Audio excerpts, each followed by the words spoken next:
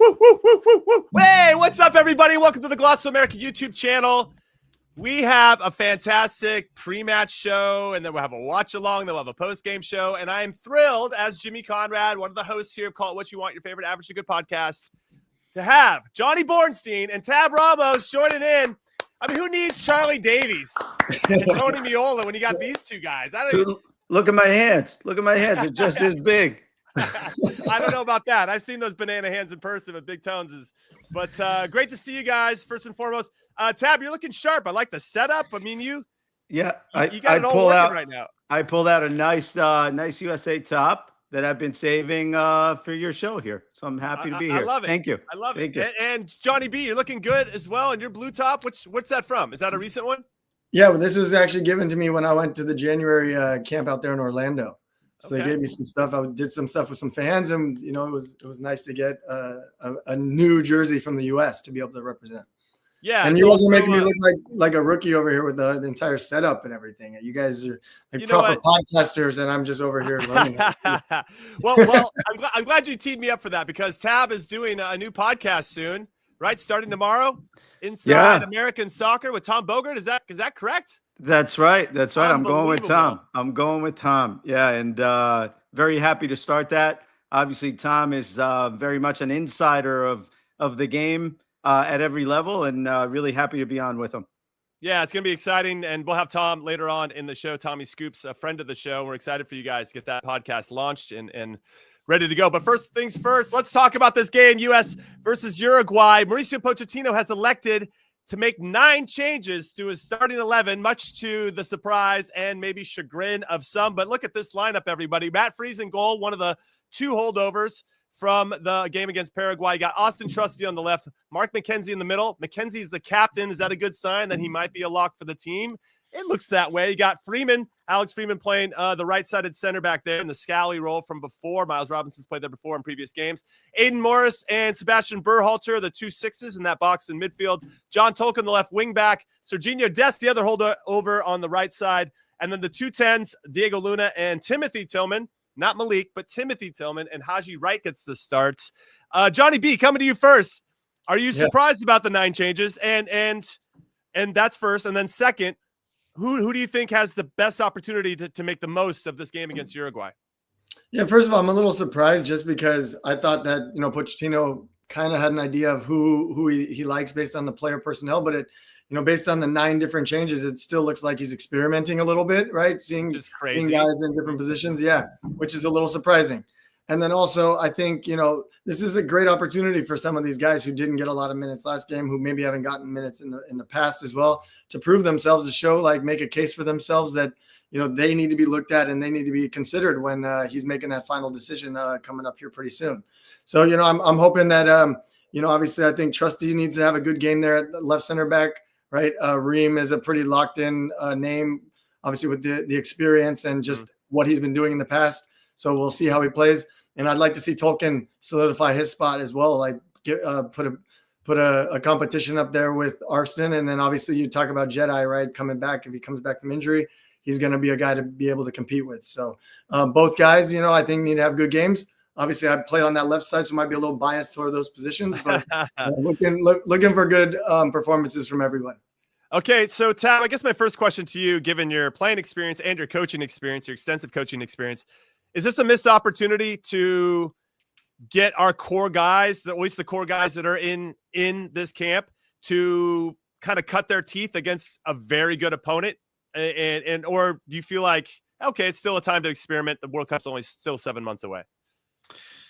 I would say no to that, but I would have to say that I would have answered the question the same way 6 months ago. I think we've been saying that all along.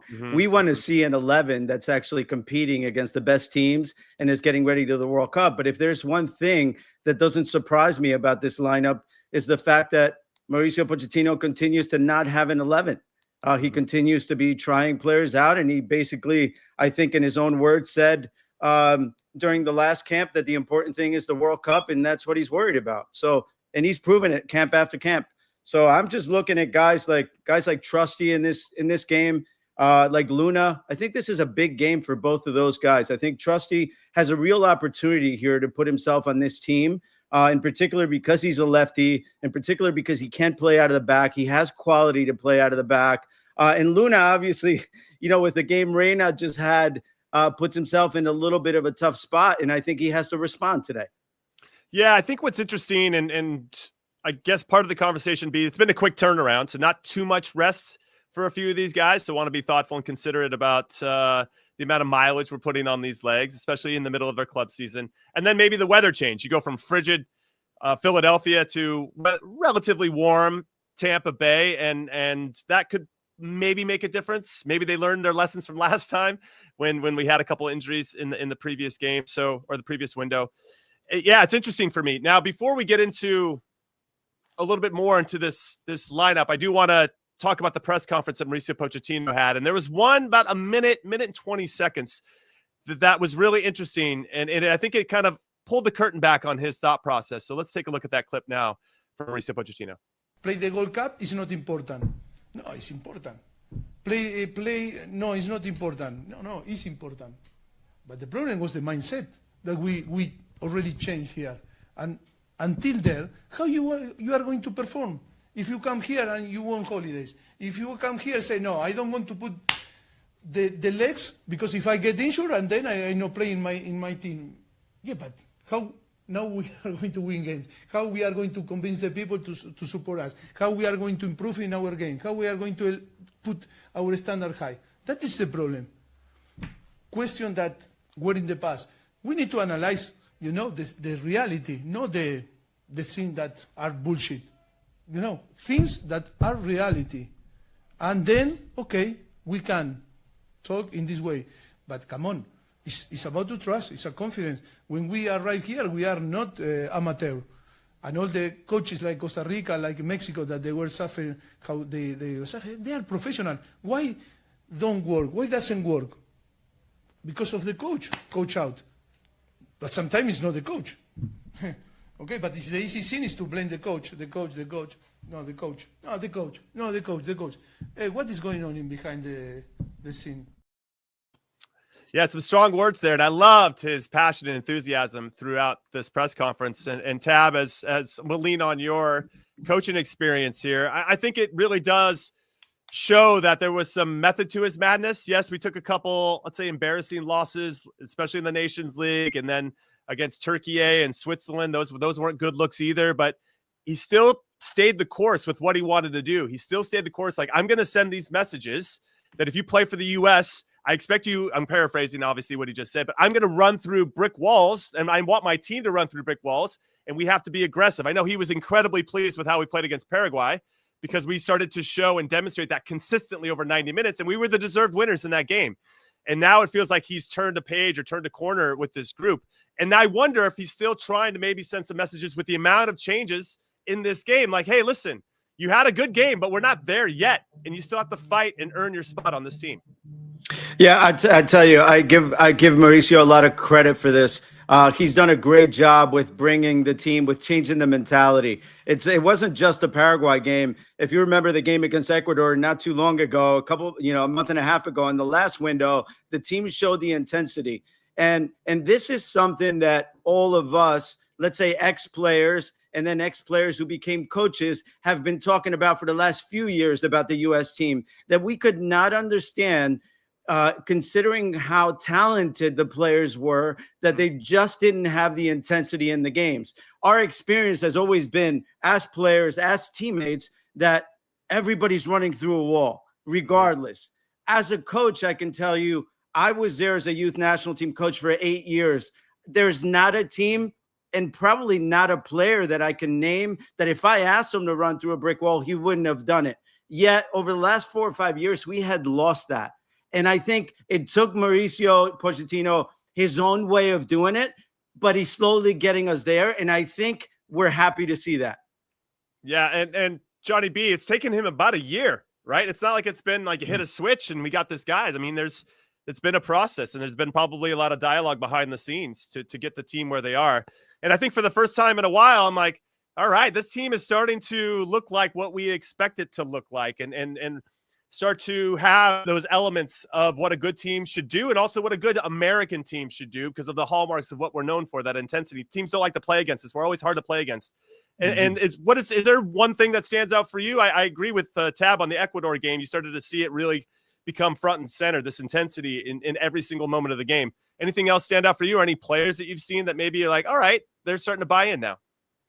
Yeah, I mean, when you mentioned that last piece about which player, right? I think they brought in Christian Roldan, right, for the last few camps, and he's a player with, a lot of experience, both winning in MLS as well as just like having very small stints with the national team, right? But someone who brings a lot of experience, who can help kind of lift the entire team to get on the page pretty much of what Pochettino is asking for. He's a guy who's going to always work hard for you. He's going to run through a wall, as Tab says. And that stuff is contagious within a group as well, right? And it's, I think we were speaking on it during Nations League, even the previous games, that there was just something lacking within the players that were being selected, right? Obviously on paper, there's some of the best players that the U.S. has ever had. But I think when they come back from their clubs, they're just always, kind of what Pochettino's mentioning in that video. Like, they're worried more about going back to their clubs than actually performing in the moment for the national team. And so that ability of Pochettino over the last 6, 7, 8 months has been really good to be able to get the team on the same page, to get guys working intensely and fighting for the same cause, which is ultimately getting the best team out on the field for the World Cup coming up here next year. Well, I appreciate everybody hanging out with us here on the Glosso America YouTube channel. Let us know in the chat where you're watching the game from. What's your prediction going to be, knowing that we've now made 9 changes? When we had our preview show yesterday, we didn't expect that many. We had 2, I think, changes that we thought we were going to see. Now we have 9. Conversely, though, for Uruguay under Marcelo Bielsa, they made 8 changes from their 0-0 draw against Mexico. And so it looks like they're experimenting a little bit too. And because of Mauricio Pochettino's fondness for Marcelo Bielsa, maybe there's a little handshake agreement. Like, let's just figure some things out for our team. We got a couple more questions we need answers to. But we know, Tab, that this Uruguay team, not just this version, but also like us, through every time you play against them, never an easy out. This is not going to be an easy game. And to get tied back to the starting 11, I feel like if the Austin Trustees that you guys mentioned, if Diego Luna or whoever else steps up and plays well against Uruguay, I actually think you make a strong case for yourself to potentially be seen later on in March, or to be evaluated that much closer, because, hey, if you can do it against a Bielsa managed team, maybe this is somebody I can trust in a big moment in the World Cup. Yeah, that's exactly right. I mean, the plays that you make today matter. They count. There's so many games that sometimes national teams get to play, especially the good ones, when you're playing weaker teams or you make plays and maybe they don't count as much. Today they count. One thing I can tell you for sure is, and you mentioned maybe Bielsa and Pochettino are doing a little handshake on the side. If you know Argentinians at all, that's not happening. Everybody wants to win the games. And by the way, Uruguay played a poor game against Mexico. I think they took 1 or 2 shots on goal. They didn't have the ball at all, barely in the game. And they're really struggling right now. So I think for the players that get an opportunity to play for Uruguay today, obviously it's not their top team. They have a lot of changes, but I think everyone's playing for likely their last opportunity. So I think it'll be a tough one. And I think with Uruguay teams, you can always count that it's going to be a fight. Yeah. So this could be a nice fight. Maybe we'll see another brawl. I mean, I think that's just, let's get the action going right away. Why wait till the end of the game? Let's do it right from the beginning, get the chippiness going. All right. Shout out to a couple people. Charlotte and see Mike Dubs watching from Charlotte. We have Anthony watching from Vancouver, Washington, not BC. I appreciate the clarification.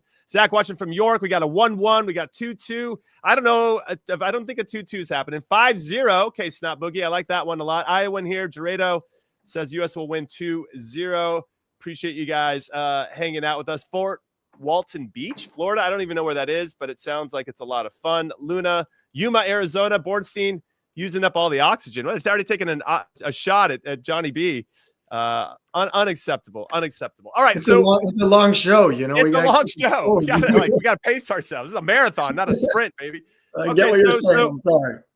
I believe, I can't even remember what I predicted yesterday. Was it 1? I think I had 1-1. And I think it's going to be a tight game. Johnny B, and then Tab, I want your predictions here. How do you think this is going to go now knowing that you have both teams making a lot of changes and a lot of players feeling like it's that sink or swim moment. It's either now or never for them to make this team. Yeah, I mean, going off what Tab was saying about just playing against Uruguay in the past, right? Uruguay is historically a very tough team to play against. They fight, they scratch to the very last minute. I don't think they've given up 2 goals in a game since like 2021. And so, to make a prediction that U.S. is going to be able to score a lot of goals against them is really relatively tough to say. So I'm going with you. I obviously want the U.S. to win. So Let's go 1-0, potentially 2-1. 1-0, potentially 2-1. Listen, we made fun of Big Tones. We're like, listen, Paraguay gave up 10 goals in 18 World Cup qualifying games. No way we're scoring 2 goals against them. He correctly predicted 2-1. So shout out to Big Tones. Tab, what are you saying on this one? Yeah, I'm going along the same lines. I think Uruguay's got 15 shutouts in the last something like 28 games or something. They're very difficult to get through in the back, and that's regardless who plays. It doesn't matter who's on the field today. They're going to be difficult to get through, but I look forward to the U.S. getting 2 goals in this game and winning 2-1. Oh, I love it. I guess I went a little bit more pragmatic by saying 1-1. Now, I didn't know how many changes were gonna happen, but I hope that happens. I would love a 2-1 for the U.S. back-to-back results against Paraguay and Uruguay. Would look really nice going into the winter break, and then obviously as we lead into March. Do you have any time of playing against Uruguay? We found a photo or two of you, Tab, playing against Uruguay in the past. I don't know if these shorts are allowed anymore because they're so short, but here we got a good look at Tab Ramos. Look at that. Very nice. And by the way, it's not in black and white, so this is good. This is a good thing. This is a color. This is a color picture. I love it. Yeah, that was. I happened to be captain in Copa America '93. We played Uruguay. I think it was our first game. We actually lost 1-0 in Ambato, Ecuador. Wow, that must have been an incredible experience. I didn't get to play against Uruguay, but I did get to play in Tampa. We played against Ecuador back in 2007. And Landon Donovan had a hat trick that game. Honestly, what a performance by him. If you haven't seen the highlights, I highly suggest you go back. You're like, wow, that guy was absolutely legit, and his hair was still in place. So that makes it better, too. Shout out to Landon. All right, Johnny B., you also played in Tampa as well. You were captain for that game. Who'd you play against? Who was that game against? Yeah, so we played against El Salvador in Raymond James Stadium. And interesting enough, I captained the U.S. one time and actually played center back one time. Wait, what? US. What? Talk about an experimental lineup. You playing center back and captain? What's going on? The most interesting thing about all of that is that I actually had a dream about it like 2 weeks before the game, and I called my dad immediately, and I told him, look, I just had a dream. I captained and was center back for the U.S. national team. He was like, you're crazy. You were literally crazy. And then fast forward 2 weeks, I was captain and center back. And wait, did you tell Bob Bradley about this dream too? Did you tell Bob about this dream?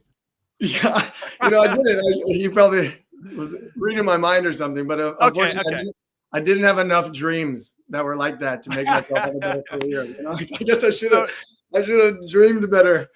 Wait. So wait, who'd you partner with? Who was your center back? Who was the left back for that game? Oh man, I think I would have to go back and look. It was such a dream that it probably didn't even happen. So, what did you win? Did you win the game? Did you beat El Salvador in Raymond James Stadium? Did you beat them? That's correct. Yeah, we beat them. Yes. Yeah, great. So okay, good. So you got to win at Raymond James. I got to win at Raymond James. So that's all good. All right. So kickoff is almost upon us. Going to be starting here pretty quick. We'll be joining you the whole time. If you're unfamiliar with my co-host, which shouldn't be possible, but if it is possible, I got Tab Ramos, an American legend, with us, a dear friend of our Tony Miola as well. So he's in the Tony spot. Then we got Johnny B., who played with me and Charlie Davies with the national team as well. And excited to have you guys. He was with us in the Nations League in March when we were at SoFi Stadium. Not as fun for those games, Johnny B., because we didn't play particularly well, but it's great to see you once again. We're excited that both of you are here with us. All right, kickoff is here. Man, this game, given what we saw in Paraguay, given how happy everybody was, I hope we can keep that momentum going. And we start off, I thought we started off obviously getting a goal, but started off brightly in terms of playing on the front foot, Tab. I don't expect that to change. Do you think Mauricio Pochettino would say anything different than what it looked like against Paraguay? No, I doubt it. I think he has to and he's mentioned that the team played well the first game. I think he's starting to like what he sees. He's starting to like the intensity of the players. Sorry to interrupt, Tab. That was kickoff. Yeah. Go ahead. Keep going. And I think I'm looking for this game to start the same way, for the U.S. not to allow Uruguay to play out of the back at all. High press, winning the ball up high. All right, the game has kicked off. Man, I'm really curious. I'm really excited for these guys too. I was a bubble player, and so these, as you said, Tab, and I thought you correctly stated it. Every roll of the ball matters, right? All these plays make a difference in terms of the decision making and how you fit into the group and how fluid are you within the system. That's all going to be really important. They're going to obviously analyze that to the nth degree. Johnny B, you've played in a few of these games as well. The South American opponents always feel like they got a different flavor than maybe somewhere other teams around the world. What do you think the team should be prepared for, or looking for, or what should us be looking for as fans?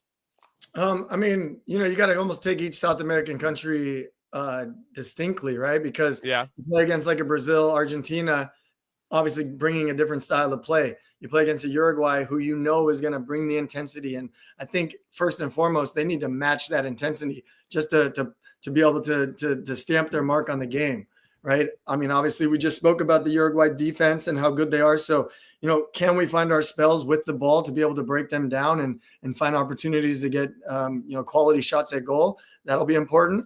And then again, I think keeping a 0 in the back is super important as you get closer to the World Cup. Just, you don't want to be giving up a lot of goals because, big moments matter. And like the more goals you're giving up getting into that, I mean, obviously the more chance you have to lose, right? Obviously. Of course. Yeah. All right. There's a good comment there from Deermeister who said, love knowing that we have 3 strikers that I can be confident in.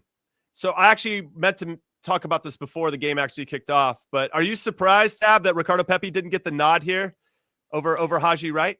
Yeah, a little bit. I bet that was not an easy decision, and that was not pre-planned either. I think it's likely that Pepe's missed the last game hurt him a little bit, right? Had that gone in the goal, I'm sure he would be starting today. And it's, it goes to show you, what type of difference one play can make in these type of games. We were talking about this game in particular where, plays matter. They do make a difference in final selection. And that may be one of those plays that took him out of this game. Yeah, which would be pretty harsh, all things considered, but you get to a point where you have to make decisions. And Haji Wright, in fairness to him, the last time he got a step on the field for the U.S., he scored 2 goals against Australia. So he definitely deserves, if we want to use that word and throw that around, Johnny B, the opportunity to start. But yeah, give me your thoughts on the number 9 position. I mean, obviously, we've gone through quite a few guys, right? And I don't know that there's anyone who's solidified that position for themselves. So just to go with what you guys are saying, like every single game matters, and especially your latest performance. You can always go back multiple games and say, oh, he was scoring goals, but it's almost like in this sport, and unfortunately, but it's always about what have you done for me lately type thing. And especially when you're speaking of the national team, I think that's always important to be a consistently scoring and especially at the 9 and, obviously creating opportunities for the team. And so, I'm happy that, they're giving, Haji a chance tonight. Pepi, again, going to what Tab said, like potentially if he scores that goal last game, it's a different story. And they're like, okay, right, we're going to give him a chance. But, I think, again, going back to Pochettino, still experimenting and still figuring out what his best lineup is. Obviously Haji getting a chance is a good thing as well. Yeah, seen some good interplay here from Dest and Freeman. I actually thought the interplay between Dest and Gio Reyna in the last game was very good. I went back and watched a lot of their combination play. They're clearly looking for each other. So I'm curious to see with this mixed lineup, this experiential lineup, who can kind of establish that type of rhythm and tempo right from the get-go. Obviously, that will go a long way. And can we find those passes that split the ball? I mean, we're having some good combination play here, which is nice, which allows us to establish a rhythm and tempo on their side of the field as opposed to ours. And I think it's going to be important if you're watching as well. Like you're seeing the pressure that's being applied by Uruguay, right?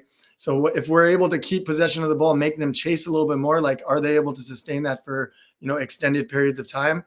If we give the ball away in these moments, then it's going to be easier for them because they're going to be able to counterattack us and put the game on their front foot. But the more we can get possession and keep possession, like we'll have more space open up for us. Yeah, absolutely love to see it. We got a corner kick coming our way, and we got some trees on the field this time around with Trusty and McKenzie in particular, and Freeman. I mean, they could all get forward and get on the end of stuff. Chris Richards is obviously our key man. He scored some big goals for us over this past year from set pieces. But John Tolkien taking this one in. I'm looking forward to it. Honestly, Tab, you've been around long enough. Johnny, obviously, you've scored a couple big set pieces, as have I. But they change games. and they're going to be a factor in this World Cup for sure, not just for our team, but for all the teams out there. And I'm curious to see how we don't do anything with it. No, well, but I mean, it's still it's good service. John Tolkien provides good service always. If there's, I don't want to say if there's one thing he can do, there's many things John Tolkien can do, in particular on the attacking side. But he also serves a great ball. And I think that in this game may end up being important, and this game may be decided by one of these. Yeah, 100%. I wouldn't be surprised if a set piece split the difference here between these two teams. Yeah, this Uruguay team, though, do you actually, let me go back. Tab, do you have any stories about Marcelo Bielsa, Johnny B? Do you have any interactions or have you played up against any of his teams before? I unfortunately never had the opportunity to do that.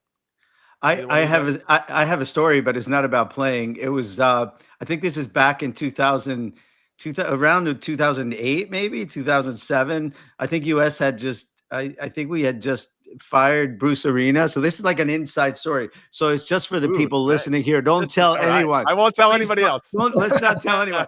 No. So at that time, I think US Soccer thought at the time that Bielsa was an option, and they brought him in. And actually, I think it was Claudio and I that met Marcelo Bielsa at an office in New York City. He came in and he introduced like all the different things that he had to offer. There were sheets everywhere, because he's a genius. He's a genius. He can only understand, but he laid papers all over the table, and he was saying all the people that work for him. So brilliant man, good man. It was really nice to get to know him then, but I don't have any stories on the field. Got it. Did he have people with him, or did he just bring in? Listen, I hope to have a coaching interview at some point. If does this work, Tab? Do I need to just bring in a bunch of papers and throw them all over the table? I was not making a decision, so I was just the messenger. But got it. But yeah, he came by himself. He did everything by himself. Yeah, yep. I love that. Yeah, I mean, obviously he's revered around the world by coaches all over the place. Yeah, go ahead. Yeah, I'm sorry, Jim. I don't have any personal stories either playing against him or matching up with him or anything. So, but yeah. I love the way he coaches his teams. I think the word, that comes to mind, and I've heard a lot with him, is like kind of this relationalism thing, right? So like more so just players running off each other, having a great connection on the field. And obviously like teams he's coached in the past have won big games, won big championships, and very, very world-renowned coach. So props to him. Yeah. Obviously, I would add, one of the downsides, and you have to say it about this type of coaching, is that sometimes it has a shelf life, right? Because you push players so hard for so long that at some point it's very hard for them to respond. And obviously, people in Uruguay at this point are hoping that this team is not to that point. But it's certainly something that people are talking about. Yeah, that's a good shout. And I feel like he's done that at the club level. He's not someone who's been in the job like a Sir Alex Ferguson for 20 plus years. He gets in there, probably has 2 or 3 years, and then the energy and enthusiasm and genius that he brings to it does burn out the players a little bit. And by the way, when he leaves clubs or national teams, everybody loves him when he leaves too. Right. So he does have a certain charisma about him, and he's a person that people love. But I think sometimes it's difficult with the players. Yeah. All right. So we are 10 minutes into this game. It seems like we're playing more in their half than they're playing in ours. I don't know if we've really threatened them per se, but it's always a nice sign, an overall metric, let's say, if we're in their half a little bit more. And it seems like we're dropping off a bit, at least when they establish some possession or can make 2 or 3 passes, we seem to drop off. And honestly, if you want to keep it simple for a team that maybe hasn't played together before, just don't get split, because a split pass is what hurts you the most. If you can keep everything kind of around you, everything becomes more predictable for the line of guys behind you. So it seems like we've done a nice job of kind of limiting their influence in the middle of the field. Now let's talk about the sixes.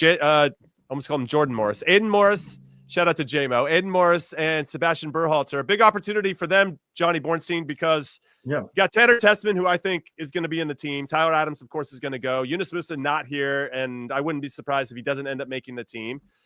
And then it feels like Johnny Cardoso, can he stay healthy?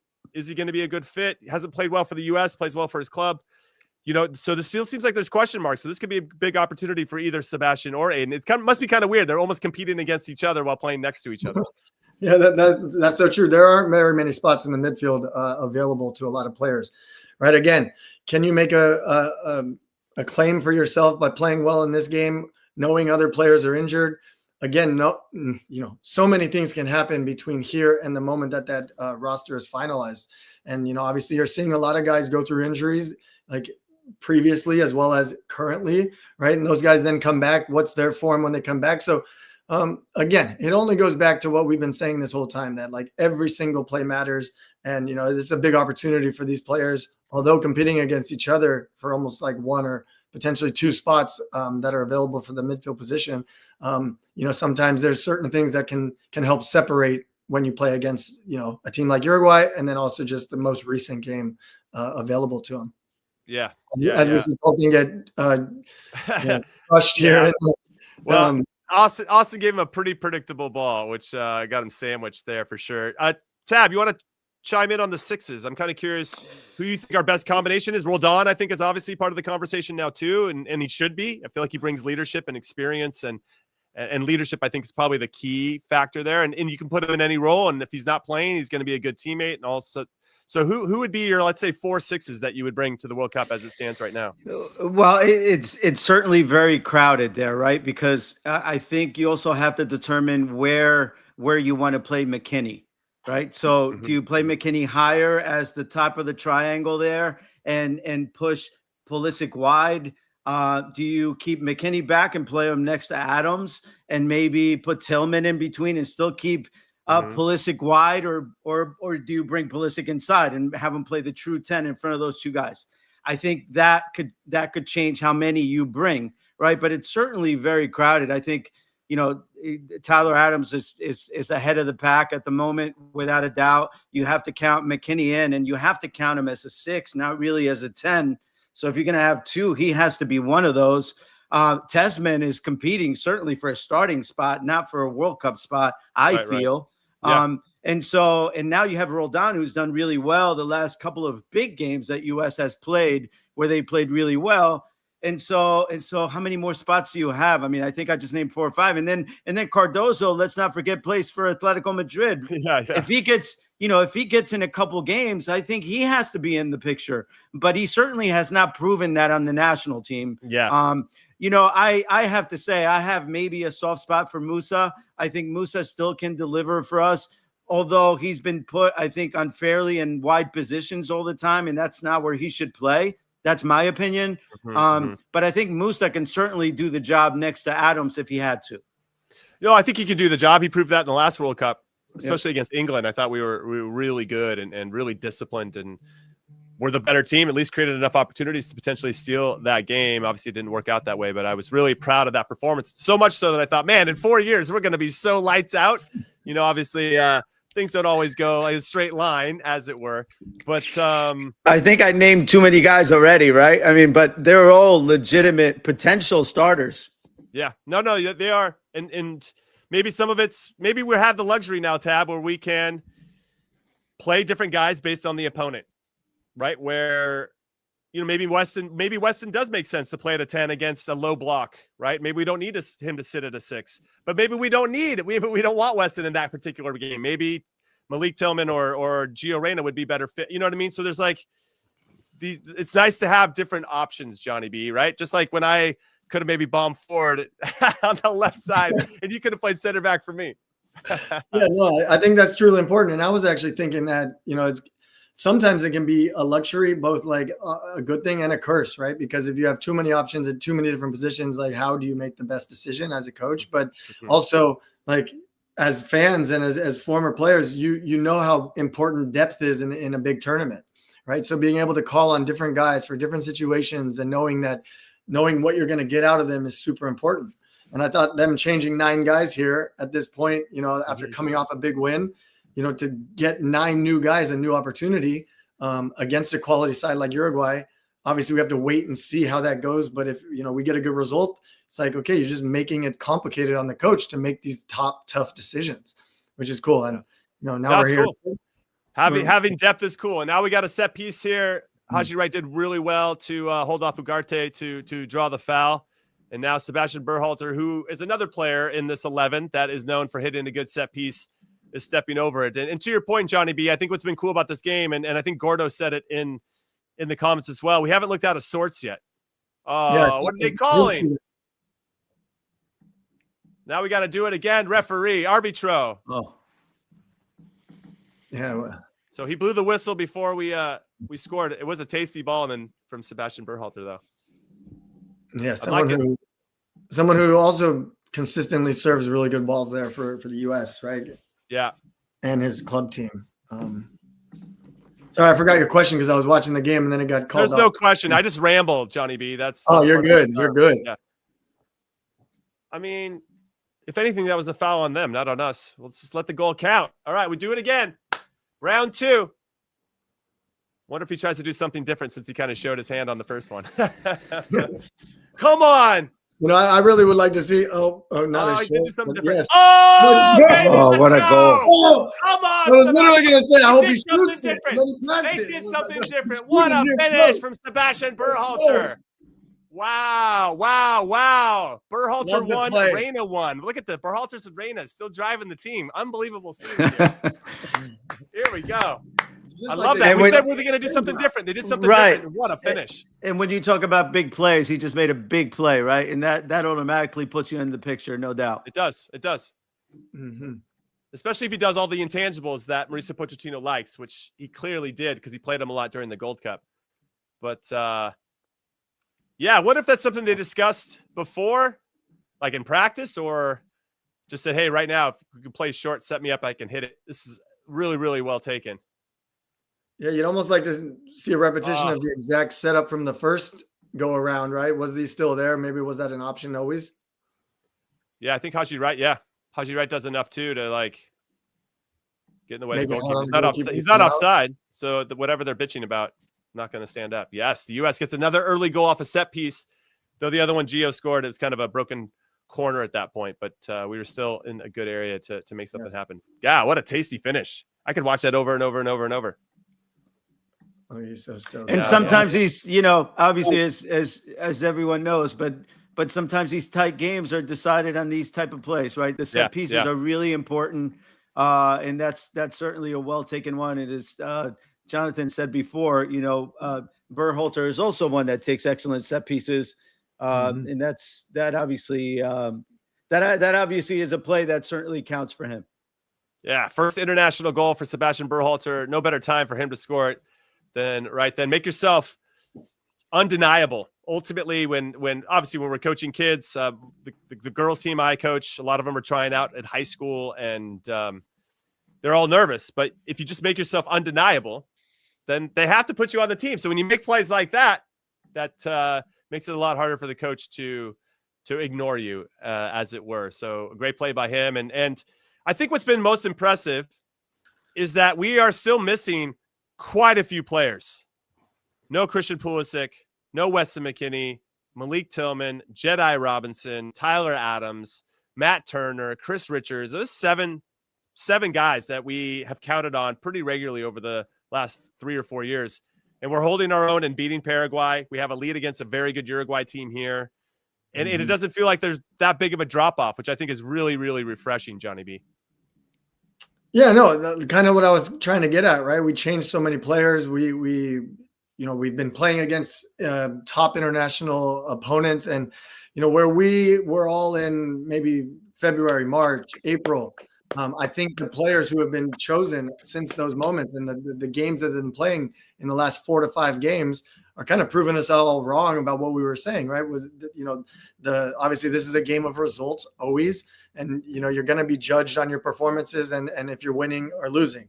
But I think, the guys who've been playing recently are, playing with much more intensity, much more passion for the badge, for the flag. And, it's good to see that, and good to see that you bring, as we go into this corner kick again, Berhalter providing service. Another set piece. Oh baby, here we go. Let's go. You know what? I said to you guys, I don't know if we're going to be able to score 2 goals against this Uruguay team, and we've got 2 already within 20 minutes. Wait. Absolutely love to see it. But you used it, but that was you. We called it. No, you guys are great. You're super smart. I'm glad you're on the show. I said 1-1. I thought I was going to be a little bit more pragmatic, and we are coming out firing. You love to see it. 2 set pieces, 2 goals, 2-0 lead against Uruguay. Sebastian Berhalter with an assist. He also technically had another assist. Yeah, actually had an assist on his own goal, too. Yeah. He had an assist on his own goal.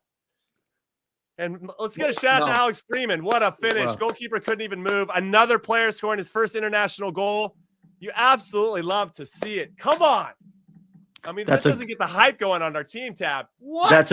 That's just a great hitter, right? Yeah. Right back where the ball comes from, forehead, nice and easy. Well done.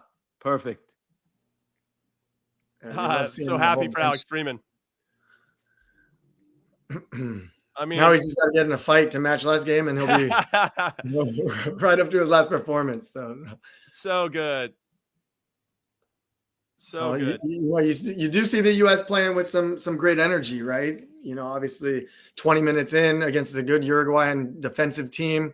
Even a team that Mexico played a few days ago and, drew 0-0, right? So, I mean, again, it's really good to see the U.S. creating good opportunities, putting the game on their front foot, really matching that intensity from Uruguay. So, Tab, I'm going to lean on your experience. Who do you think's the best set piece taker in U.S. men's national team history? And you can vote for yourself if you want. Well, that would be easy because I wouldn't vote for myself. Actually, you're probably going to be surprised by who I'm going to say. But to me, I had a chance to play with him and was probably the only one I knew who could take it right-footed or left-footed, and that was Clint Mathis. Clint Mathis. I'm not surprised you said that because I had the opportunity to play with and against Clint Mathis. Yeah. Unbelievable with both feet. Wow. Yes. Yeah. Wow. Cletus getting a shout out. No doubt. Sebastian Berhalter has got to be, given what you've seen tonight, he's going to probably start. Well, obviously he's got to play for about 10 more years, but he's clearly got some talent in that space, in the set piece space. Yeah, no doubt. We mentioned it before. I think we're all thinking of his, connection from the right side to Miles Robinson, right? The ones coming, out swinging from the right side. Yeah. This time it was in swinger, but he certainly hits a good ball. Yeah, I also want to give a shout out to Sebastian because he actually that led to that corner for the goal. He had a good in back and through ball up over the top, really well timed out in front of John Tolkien that led to the corner. And so, it's been a good first 25 minutes for Sebastian Berhalter in particular, and for this group of players who are clearly taking it straight to the Uruguay team. I mean, this is a team that's struggling to score, and so it's good for us. They had a 0-0 draw against Mexico a couple days ago, so clearly trying to figure out ways to unlock their team. They have a set piece here right now. I know we're a little bit behind the chat, so you'll just have to bear with us a little bit. You get a delayed response from us, which is probably actually kind of entertaining in a lot of different ways. But wow, what first 20 minutes from the team? You asked me earlier on who are some players who have kind of changed for the U.S. in a positive way over the last 6 months, and I think Diego Luna is one who consistently has been that player we talk about with having great energy, tracking back. You just saw that was a corner kick that went, but we almost scored again. Yeah, but he's definitely one who brings his best every single game, right, for the U.S. And so also just want to give a shout out to Diego for bringing that energy always. Yeah, I think Diego's a good shout over even this calendar year. Max Arfson didn't even have his first cap since a year ago from now, and now he's probably going to be in the team. I would be surprised if he wasn't. Who else has been doing well? I mean, you could throw Roldan in there, Berhalter. Aiden Moore's getting back into the team. Tanner Tessman, I think, has made some big strides in 2025 as well. So, this is great. Here we go. Come on. Can we get a third? Let's get a third. Let's go. Get another one, everybody. Here we go. Can we get another? No. Come on. Ball back post. We're on the precipice of dunking on Uruguay. We're on the precipice of dunking on Marcelo Bielsa, where the young Padawan, Mauricio Pochettino, outdoes his Jedi master. This is what I'm here for, Tab. Yeah, that's exactly right. You can see that down as well, Jimmy. Just to let you. I was waiting to bring it up. Luke Skywalker versus Obi-Wan Kenobi right here, just to keep exactly the, right. Jedi mind tricks going along. So sorry to interrupt you, Tab. I just wanted to throw that out there. I love it. No, it was nothing important. I was just going to make the comment about, how, we're starting to look now game after game, sort of same intensity, same pressure, regardless of who plays. And this is starting to feel comfortable, right? It's starting to feel comfortable finally watching US team play again. Yeah. It's been a while since we said that, Tab. Let's be honest. Yep. Because we're starting to see consistent performances from the guys. And I think what's really, really refreshing, and I mentioned it a little bit earlier, is that it can be anybody wearing the shirt and everybody knows exactly what they should be doing and what it should look like. And that is what we like to call a proper identity. And definitely mirrored, I think, in the style that Mauricio Pochettino wants to play, which is great. But it all starts with the culture of working as hard as you can all the time. And that's something we had lost that we've obviously discussed now for years, but I think we're getting that back. And I think that's really important. Oh, baby. Almost unlocked the 2v2, which would have been nice. I think something important within that as well is obviously we want, our players to have the passion and the intensity, like knowing the system, but, also having individual performances of guys who then step in and make game-changing plays, right? You're seeing it with Berhalter right now. Like that's a big game-changing play after, potentially serving in a ball that could have been a goal and then to create something like that for yourself. And then, obviously we want our best players consistently playing at a high level so that, our team is playing at its best consistently as well. So I think it's just important that both things are happening at the same time, right? The team buying into exactly what Pochettino is trying to instill in them, and as well, like guys having great performances. What's interesting is this is a very human feeling. I don't know if you guys want to speak about it or felt it before, but I remember there was a moment when I was in the national team scene where if I didn't get called in, it's not that I didn't want the team to do well, but if they didn't do well, that you could make an argument that could be a reason why you'd want to call me back in, because I bring something to help the team play better than maybe it did. And so you have probably, potentially you have, speculating here, Christian, Weston, everybody watching from home and probably thinking there's no way they're going to beat Paraguay and Uruguay without me, and then all of a sudden you see this performance like, oh shit. And all that's going to do though, and Tab knows this as a coach as well, coaching the U20s forever, is that this is going to elevate. Everything gets elevated, right? Every rising tide lifts all boats. Everybody thinks they've got a chance and they just went off the crossbar, which is a crazy chance for Uruguay. But I think this is all just a really healthy part of a team, of a good team, I should say, Tab. There's nothing better that can happen than when you win games without what you would call your best players, right? Because that puts them on their toes. And, when you have your best players knowing that they need to perform every single time out, that's how those guys pull the team on their shoulders and make the team better. I think we're at a good moment right now, and you're absolutely right. And I think it's totally normal when you don't get called in. Very human. To hope that the other guys don't do as well. That's normal, right? Yeah. At the end of the day, that when you come into camp, whether you're a starter or a sub, you're still rooting for the team. You're still hoping for your teammates to do well. Yeah, of course. Yeah. And then Jimmy, that reminded me of something that obviously we were with Bob Bradley for quite some time with the national team, right? And, I don't know if you remember him always saying like, we need to raise the bar. We need to raise the bar, right? Like that was one of the ways that, as you see that strike off the crossbar there from. Dang, dude. He hit that a ton. The deflection though, yeah, a little deflection. Does it? Oh. But I don't know, maybe. But to go to your point, like that is exactly how the level in general of our national team is going to get better. And I think that's something Pochettino has been talking about the entire time. He's like, it doesn't matter your name. I need you to, come in and perform at a certain level. And if you're not going to do it or you don't want to do it, then I'll get someone else who does. Right. So, credit to him in terms of staying true to that value and that kind of culture piece that he's trying to build for our national team. And, we've been seeing it in the last few games.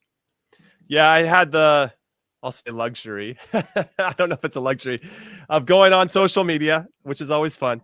And looking at the lineup when it got posted, the starting 11 on the Twitter and reading the comments. And man, this team sucks. This is a D+ thing. I'm never going to watch. I'm going to waste my time. Blah, blah, blah, blah. I mean, you're missing out on a hell of a performance from our guys that are playing with the heart and desire and intensity that you want to see, that make you proud to put on the shirt, you know? And so I don't have time for that. And so I don't know if I can call them true fans. That's what I'm going to say right now. So here sometimes as a fan, you have to weather the storm, right?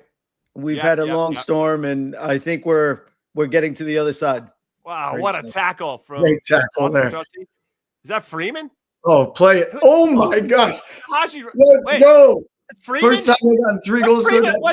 What's Freeman doing up there, by the way? I was like, wait. What's Freeman he was doing on the wrong side. Unbelievable. 3-0 for the U.S. Freeman Slicing trying to book his ticket for the World Cup 7 months in advance. You love to see it. Wow. The composure. Look at these guys. We love it when we're proved wrong, right? What a tackle by Trusty, by the way. Holy shit. What? Oh, little shift. Footwork from Freeman. Takes a little deflection there, but it's still. Hey, whatever. Got to create your own luck, Johnny B. Oh, totally. I'm saying, amazing goal here. Look at that little. Oh, look at the feet. Wow, that's like Tab Ramos. Is that Tab? Okay, see that? Is that Tab Ramos in the box, or is that Alex Freeman? I'm trying to figure out how Freeman is on that side of the field, dribbling inside the box. That is unbelievable. Look at this feet. It kind of comes off the corner, right? Like not so much second phase, but like very late, and it just kind of gets swung around. Are we witnessing a performance where, like, hey, this is where I was when I saw Alex Freeman have his breakout game for the U.S. And then all of a sudden he's going to be a player for us for the next 10 years that we count on. Unbelievable. I mean, so here's a fun fact. Avi's dropping it in our private chat. This is the first time that Uruguay has given up 3 goals in a game since November 16th, 2021. And now they've given up 3 to, what the haters would say, not one of our best lineups in the first 30 minutes, baby. Let's go. They lost to Bolivia that day. But yes, Alex Freeman putting his stamp on things. I think he's in. I think he was in before that. Now this just solidifies it. Oh, baby. Oh. So we have we have three MLS players scoring goals, huh? So we have three MLS versus 0 CONMEBOL. I love that. Keep that going. Like that as well. If we keep up at this rate, Jimmy, do you know what the score will be at the end of the game? With 12-0?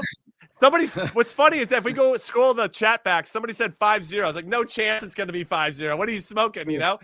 And it could well be 5-0. It's unbelievable. Let's hope so. I mean, ridiculous. What a performance from these guys. Talk about the tough decisions he'd have to make, Tab, right? You're starting to pick. Now you got guys that are like, you're giving them opportunities and they're making the most of it. Yeah. How many guys can we pick for the World Cup? 38? you named like 38?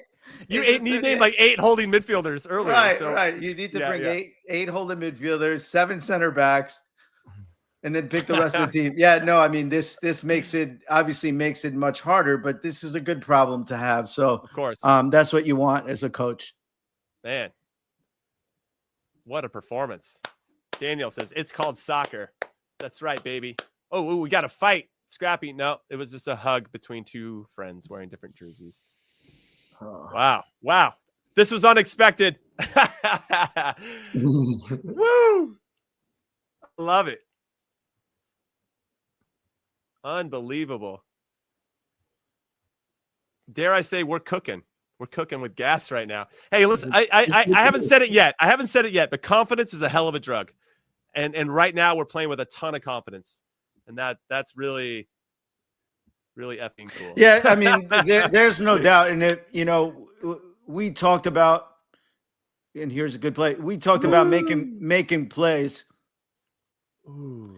And the importance of making plays. And I think one of the things that a coach is looking at, when you're trying to put a roster together is what players take initiative, right? When the moments get difficult, because it's not just about pressing. And as Jonathan said before, it's not just about working hard. That should be the common denominator. But now who takes initiative? I think that's, if I had to commend something that Gio did in the first game, I think he took initiative, right? He found himself in good spots to receive and made something happen out of them. Yeah, I would say this early in the game, we'd have Berhalter and Freeman obviously making the most of their opportunities, taking initiative, as it were, especially on that second goal by Freeman. I mean, we're still wondering. We have to roll it back to see how he found himself in that area of the field, but then to have the composure and quality to get the ball out of his feet to get a good shot off. Really, really impressive. Yeah. And I think if you look at it in general, right, like we're getting into the 35th minute here, like, is there anyone that you would say is not performing up to the level within the team, right? Like, who are you going to be already considering, oh, we need to change this player because, you know, he's just having a good game? I don't know who you guys would say, but I would say there's not really anyone who stood out that's kind of out of fit, right? Like, I feel like every single player is kind of fighting up for the same thing and having quality performances. So, which is great to see as well. Again, harder. Yeah, I would just say that one on Aiden Morris where the ball got a little, that's like the one moment that I saw that led to a dangerous chance. Outside of that, where he tried to cleared it towards the top of the box, the guy got it and got a shot. But I mean, that's me nitpicking. You know, I'm looking for something, Johnny B. It's not because of anything. Well, you got to make some, you know, we got to over here. But other than that, yeah, I mean, the guys have been fantastic and organized, right? We talked earlier about not getting split, not allowing them to control or have any tempo, and they've done a nice job of that. This is per Opta. This is the second time the U.S. men's national team has scored 3 first-half goals versus a Colmy Bowl opponent. The other time was June 1989 versus Peru. Tab, were you in that game in 1989? Were you in the team? If it was the 3-0 game, yes. It was a 3-0 game, yes. I think that game was at Giant Stadium. Unbelievable. We don't even need Opta. We got Tab Ramos right here. No, I'm guessing that I was in, yeah. Did you score that game? Maybe, but I didn't score that many times. No, he said Tab scored 18th minute. I didn't score that many times. One, you know, there's very few for me to remember, so that maybe I did, yeah. That's when you played 1,000 games like Tab. You can't remember all of them. Well, that's when half of our national team games were against club teams. Right. So they didn't even count. Yeah. So Brian Bliss scored in the 15th minute. Tab scored in the 18th minute. Bruce Morris scored in the 44th minute. And Big Tones was in goal. Yeah, we got to find the highlights of that one. That's how we got. That's how we got the shutout with the big hands. I love it. Another dime out there. Man, we are. This Uruguay team does have. Look how deep they are. They're 11 we have guys them pinned into their box. Yeah. You know, here's the thing about a result like this, right? Teams playing well, teams playing with a lot of confidence. We have the ball a lot. And so now you're the coach and you're looking at, okay, how did each player perform? Because I have to figure out who I'm going to pick, right? And some players are probably not noticed, but they're not noticed because there's really nothing to do. They're doing their job, right? Yeah, exactly. Sometimes you do your job, but not by not allowing other teams to create or to play their own game. And there's going to be inevitably some guys in this game that we don't notice who played a great game. Yeah. I think that's a great point for all the young players out there listening to this, because, you know, you watch a lot of youth soccer and it seems like, okay, at the highest level, you may see guys do certain things at different times, but they're not making those crazy home run balls, crazy, amazing plays all the time. A lot of times it's when your team's playing well, you're just doing a consistent job. And yeah, you're not being noticed, but your team's winning, right? And so that's, I think it's a good point what you make, Tab, is for all the young kids out there, because, you know, I've been watching a lot of academy games, and sometimes you just see kids overcomplicate things a little bit too much, trying to really show what they're all about, when in fact, sometimes it's just playing simple and playing the game the way it's supposed to be played that is the most effective.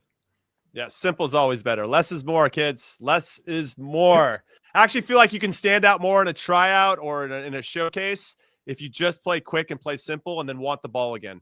If you're just doing that, and then obviously when you don't have it, just organizing the people around you, just gave you all the tips that you need to make the next team that you're trying out for. Hey, what was that? Don't worry, he said it first.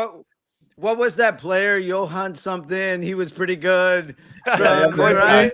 Yeah. That Johan guy said that the hardest thing is to play simple, right? Yeah, yeah. I remember Ziggy Schmidt used to say that soccer's a simple game. It's the players that make it all complicated, you know? So I think he was echoing Johan Cruyff's, the hardest thing to do is play simple, for sure. Yeah. Well, hey, intrigue MG, I was wrong as well. We were all wrong. We were all wrong. You know, we're all impressed too. Let's not get too ahead of ourselves, but let's be still conscious of the fact they're playing really well.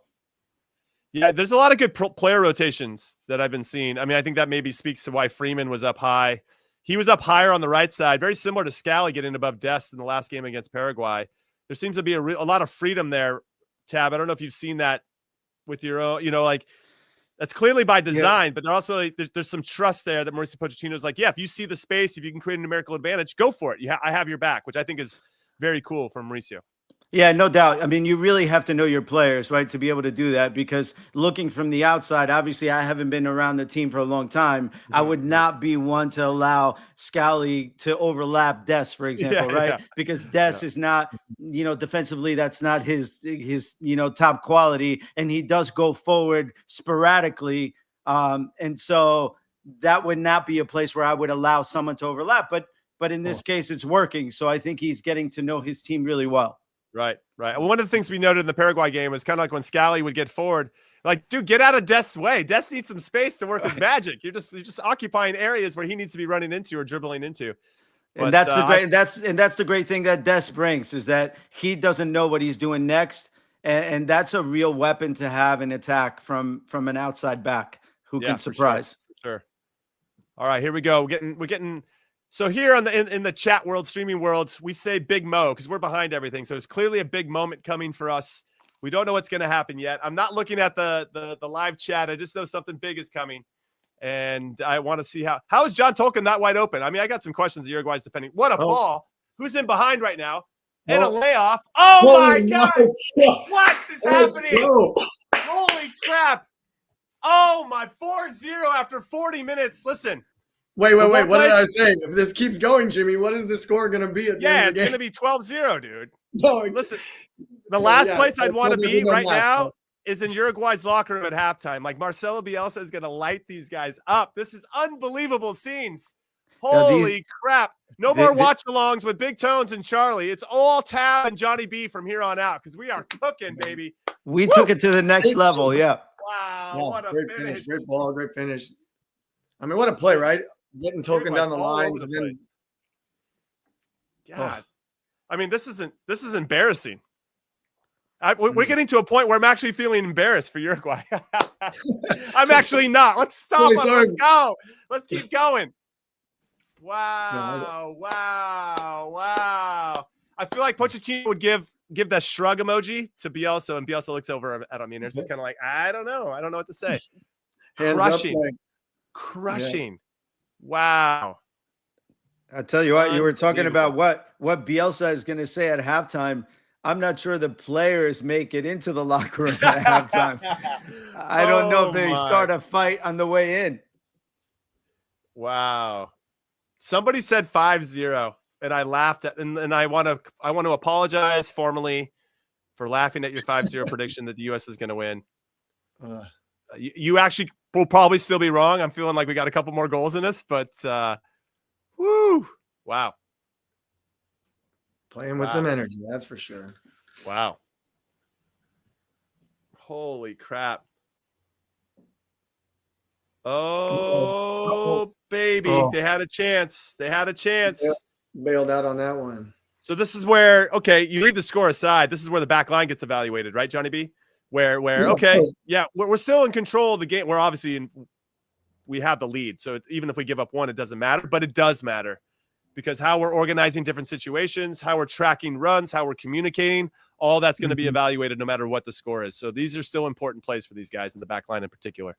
Yeah, I mean, obviously we're playing out of the back there and we give it away, right? I think it's a midfielder who gives it away. I don't know if it was Morris. Again, it was Morris, right? So, obviously having to always, as a defender, think like worst case scenario, right? We were taught that, Jimmy. And, yes, we're playing out of the back, we're trying to get out, but we always need to be worried about like defending an attack. And so, a moment like that where we give it away centrally, we give up an immediate counterattack through the middle of the field, and it's a big chance for them. So, but I agree. We always need to be, as defenders, like keeping our line, making sure that we're not giving away, opportunities. And, even if it's 4-0, every defender wants to get out of the game with 0 in the back. Yeah, so.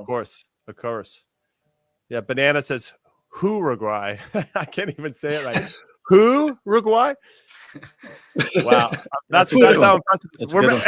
Everybody's got jokes in the chat right now when you're up 4-0 after 40 plus minutes. Wow. I don't even know, like, if you had to name a man of the match, let's say first half man of the match. This is a thing for everybody in the chat as well. Who would be your first half man of the match? Oh crap, we're trying to make this really spicy here at the end of the half. Scramble time. Ooh, can we get out of this? And hopefully we can. There's a lot of action there. What a goal. My God. Holy. I mean, if you score a goal that good, it should count as 2. Let's be honest. Very Scott McTominay for the Scots today. By the way, shout out to Scotland for somehow coming back to beat Denmark, even though they were a man down, to book their first ticket to the World Cup since 1998. Anyway, I'm deflecting from the fact that we gave up a goal. Come on, boys. Just sloppy. We got to have communication there. I don't know if Freeze needs to come out for that, by the way. I think he needs to let his defenders manage that. I need to see it again, but God, what a finish. What a bike. Woo! What? Wow. What a finish. Oh, hot damn. Easy. Yeah. That's like peak Tab Ramos, if I'm not mistaken. Yeah, I think you're giving me a lot of credit there for sure. Or peak Marcelo Balboa. You know? Yep. Marcelo loved hitting those for sure. You know, it's just unfortunate to give up a goal at that moment in the game, right, Jimmy? Yeah, right. Managing the game. Yeah, because Tab probably in your day and age, and then our generation, and then now going forward, it's like it's so important the first 5 and the last 5 of every half, right? To get in, like obviously on the right foot. Luckily, it's 4-1 now, and it wasn't 2-1 or 2-0 going into halftime, and they give up that late goal. But I think it's just, some sort of like a mentality piece as well to every game, like being super focused, first 5, last 5. And, obviously guys are tired at the end of a half and they go into the game now 4-1 instead of 4-0, right? Makes it a little bit easier for a coach coming into halftime, right? Because this was exactly going to be Pochettino's conversation at halftime. Hey, when we come out the first 5-10 minutes, second half, let's keep the focus, right? Because it's 4-0, but before you know it, you don't want to let them back in the game with a couple goals. Well, I think this made it a little bit easier for him to have that conversation at halftime. No, that's a good shout. Again, disappointing. When I think about what I saw, I need to see it again, and obviously we'll get some replays during halftime, but those are those moments, and Johnny B, you and I have been back there in particular because we played in the back line, where you have an aggressive goalkeeper, but you also want to make sure that they understand, like, give us a chance to make a play before we make a big commitment with you coming out, So that will, they'll have to look at that, and obviously they'll have to work through the communication because that's going to be key. If the game's 0-0 and that play happens, we got to be able to manage that, right? That ball drops into the box in that particular area of the field. Okay, now we know that Matt, he likes to come out and be aggressive in those moments. So then maybe Freeman can come to the ball a little bit different to give him the room to come catch it. There's a lot to break down there in particular. But we have somebody on the ground there in Tampa, Paul Tenorio from The Athletic, and he's going to be joining us. Let's get Paul Tenorio. Paul, great to see you as always. Appreciate it, guys. So I feel like I've been drinking. Somehow the U.S. is up 4-1 at halftime. Unbelievable scenes. What's the vibes like there in Tampa Bay? Just drinking? I feel like I'm on like peyote or something over here. Like, what the heck is going on? I mean, honestly, that's what it's like.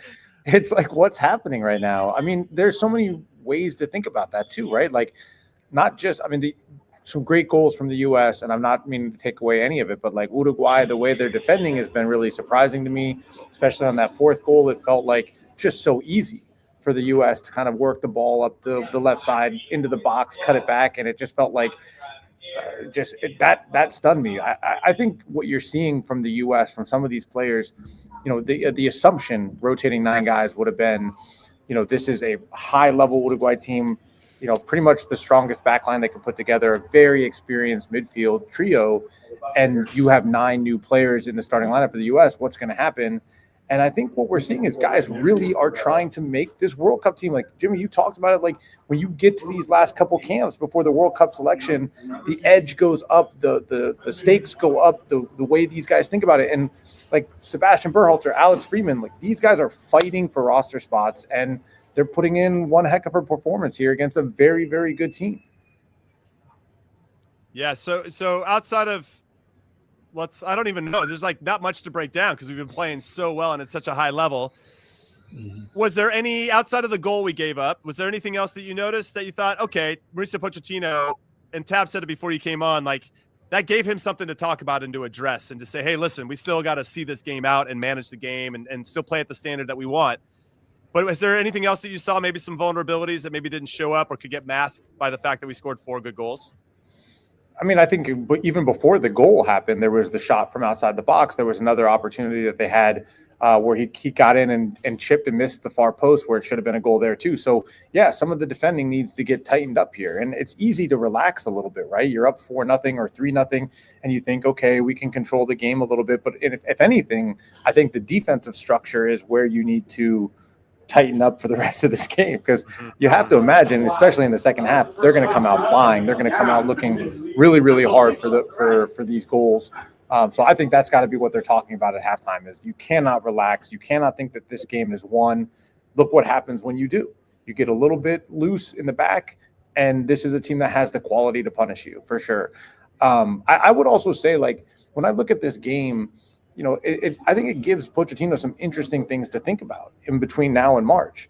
I mean, playing Alex Freeman as that right-sided center back, hybrid fullback role with Dest in front of him, you know, that spot's up for grabs. We've seen Miles Robinson play that spot. We saw Joe Scally play that spot. A much different profile to have Alex Freeman playing that spot, and he ends up scoring 2 goals out of it. So I'm very interested to see kind of when he digests this first half performance, how much that sticks in the back of his head of, you know, how much of an attacking team they want to be and thinking, like, it's a very different profile, obviously, to have somebody like Freeman who's so forward thinking versus to have somebody like Miles Robinson that is a third center back on the field. Right. So what do you think the MLS haters are saying right now, since MLS guys scored all 4 of the goals against a good Uruguay team? Just I think they're saying, imagine what the score would be if there weren't MLS guys out on the field right now. You know? Yeah, we'd be up 10-0 if dumb MLS guys are holding us back. Unbelievable scenes. So right now, on that goal in particular, we discussed Matt Freese, and you got to see it obviously in person. Should have Matt Freese stayed on his line there and not got involved and let the defenders try to manage that situation? I think that could have been handled better on so many fronts. I mean, before that, Matt Freese came out too early, and had a miscommunication and got caught in no man's land, and it took a last-second clearance to keep the ball from going into an empty net. So there does seem to be some disconnect there between Matt Freese and the back line of when he's coming, when they think they have things handled. And I would say that's a little bit concerning in that Matt Freese is the number 1. I mean, he has started every single game since he broke into the lineup in the Gold Cup. So you don't want to see that from him. I think he's like one of the only players on the field right now who could lose a job more than could win a job. So, you know, I think that's definitely something that they're going to have to focus on and talk with him about too, of talking to these center backs. I know, okay, you haven't played that many games with Austin Trusty, probably haven't played. Those guys haven't played together, but you know, Matt Freese is in there as the leader of this team. He's the starting number 1 goalkeeper. You need him to be kind of the rock, even though he's not a veteran. He is kind of the most consistent starter of that group right now. Yeah, but I'll jump in real quick with that, Paul, for you. Like, do you think that he is our best option going forward for the World Cup at this very moment?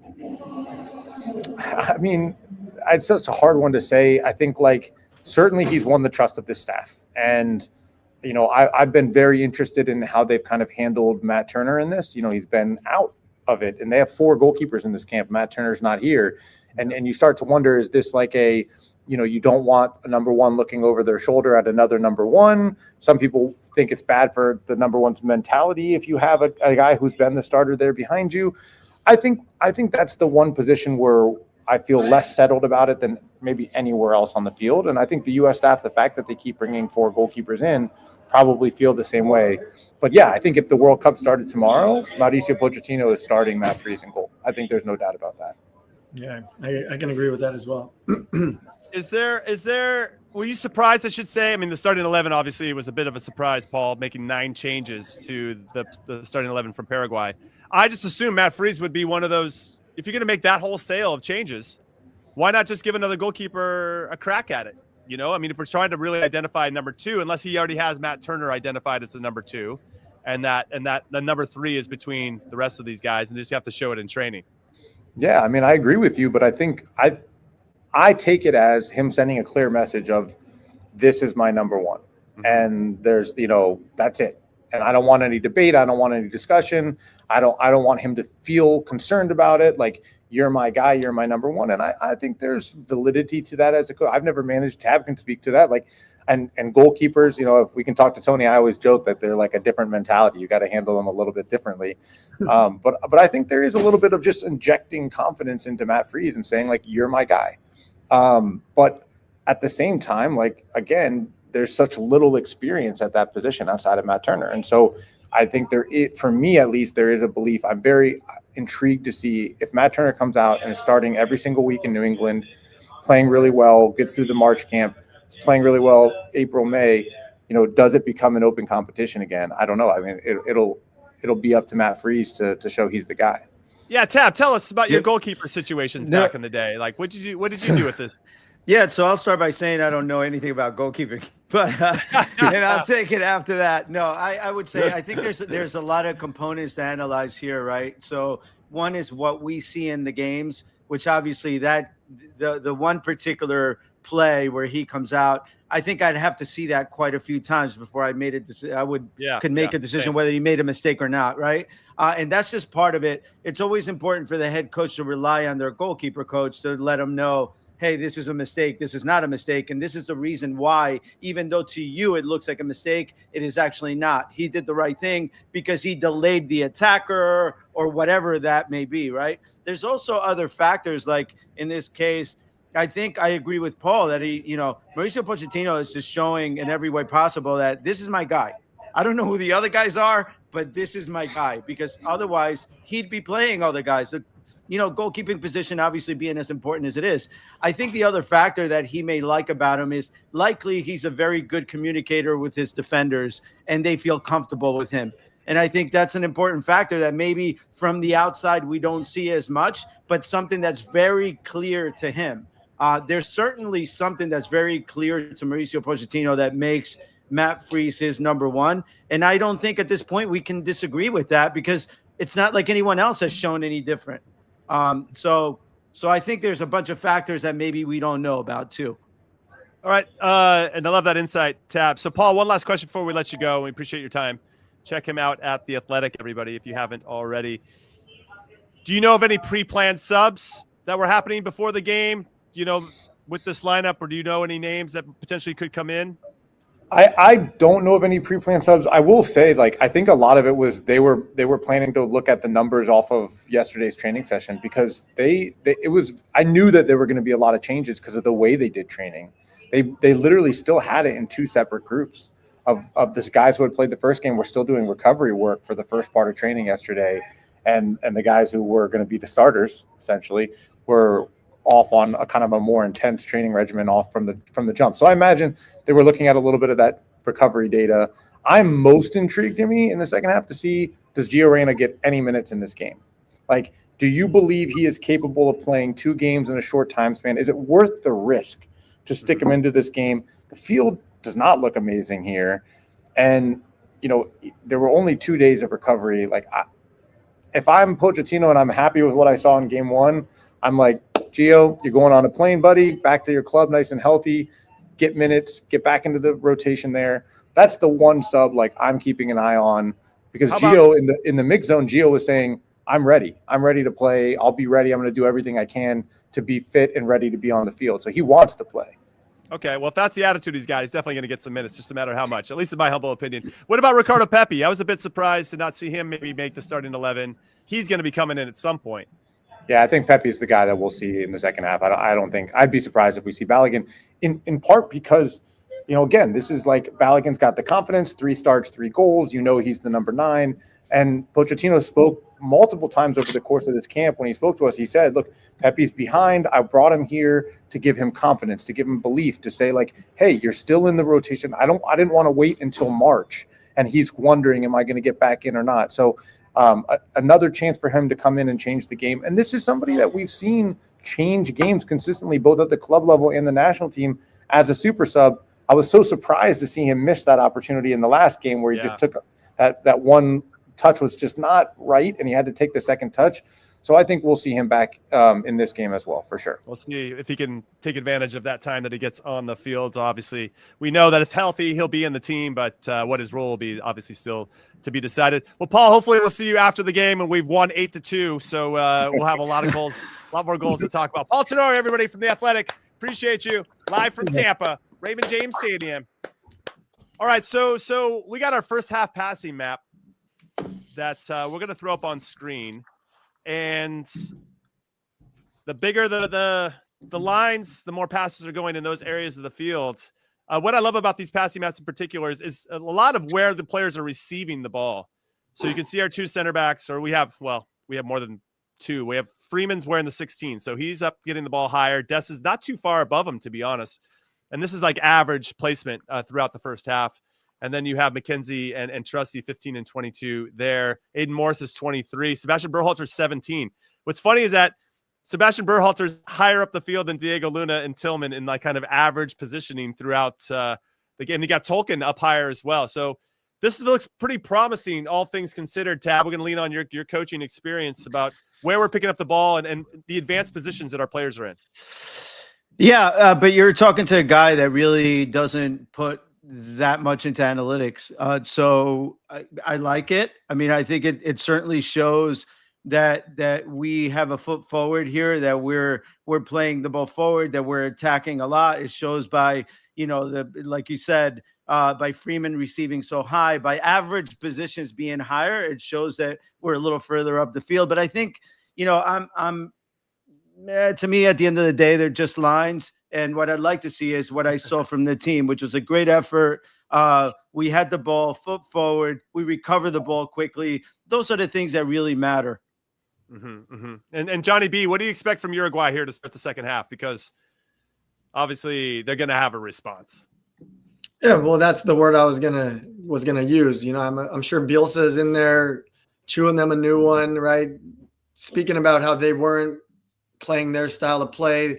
That they need to, well, you used the word embarrass Jimmy a little bit earlier, right? You felt embarrassed for Uruguay.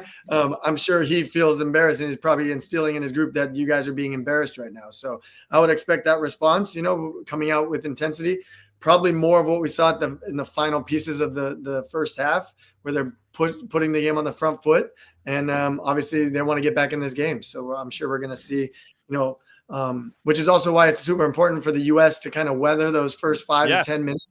And then again, try and put the game on the front foot themselves. But I think it will be very important that they don't give up a goal here within the first 5-10. Second half is kicked on. Second half is kicked off for us. I know it's a little bit, we're behind a little bit. And that's so you guys can make fun of us after we see our reactions after you've already watched them. But good insight there. We've all played in games where you have to manage different situations, and you could tell that they had an interview with TNT and our pal Melissa Ortiz. She asked the question, why are you looking so upset right now? And he said, I don't care about the result. This is Mauricio Pochettino. I don't care about the result. I care that we cannot drop in the last few minutes. We conceded 2 chances because we dropped in our focus. We have to keep our intensity and concentration, of course. If you win, it's much better. So I love that he's still pushing to have those standards. And obviously that's what you expect from a coach that's expecting a lot out of his team and his players specifically. So we'll see how the team manages the first 5-10 minutes, obviously keeping the ball, playing and moving, having good rotations, which led to a lot of success in the first half, maintains. We start giving away the ball cheaply and they start hurting us in transition. It could be a much different second half. That's for sure. Yeah. And you're seeing good pressure there from the U.S. And I think that was what, kind of got us that second goal in the Paraguay game, right? Just relentless pressure within like a winger / then midfielder coming in to help. And so you saw that perfectly there in that last play as well. Like just number of guys being ready to pressure. If the ball's passed, he's getting the pressure coming from behind. And so it's really good to see that from the U.S., especially coming out here in the first 5-10, where we expected that to kind of come from Uruguay. Yeah, Uruguay made 2 subs at halftime. Aguirre and Rodriguez come in for Salazar and Vinas up top. So we'll see Vinas what happens there. But Yeah, this is a big next 15 minutes tab. I think it's an interesting 15 minutes for both teams. Yeah, I was going to interject before. In terms of the mentality of this Uruguayan team, this is without a doubt an embarrassing first half. Bielsa didn't have to go in there and yell because I'm sure the players are embarrassed. Don't forget, at the end of the day, this is a twice world champion country where soccer is everything. And so for these players to be down 4-1 against anyone is embarrassing. And obviously they're down against the U.S., so I'm sure. Oh, what a tackle. Could have been 5, everybody. Could have been 5. Haji was looking for one. Mm-hmm. Good play there by Freeman, though, to break up and then to run to break the lines and then to get the ball into the middle of the field, which unlocked Haji's opportunity. I just couldn't get off his foot. Sorry, Tab. Keep going. Yeah, no. I was going to say, and because of that, I think the beginning, these 10 minutes, as you were saying before, these 5-10 minutes of starting the second half are key in terms of seeing who we really are. Because that Uruguay, whether it's all their best players or not, they're going to give absolutely everything in this game as if it's a World Cup game. And so let's see what we see from our team, because our reaction is key here. All right, so I'm going right back to you, Tab. Good question here from Ivis in our private chat. He says, ask Tab, what would be a good fit for Alex Freeman to potentially make a move from Orlando City in January? Villarreal was linked to him, but apparently, and rightfully so, the list of clubs that are interested keeps growing and growing. Well, I mean, Villarreal is a very good team. They have great forwards. They play well out of the back. It's a team that holds on to the ball really well. Would that be a good place to go? I would say likely. Yeah, there's been a lot of players who have used Villarreal as a stepping stone to end up at very big clubs, Atletico Madrid, Real Madrid, and so on. But yeah, I mean, that would be a good one. Although when you watch him play, I think he can play in any league, to be honest. I wouldn't put it past him that he can go directly to an EPL team. Yeah, and he's demonstrating he can play multiple positions, Johnny B. Kind of like yourself back in the day, my friend.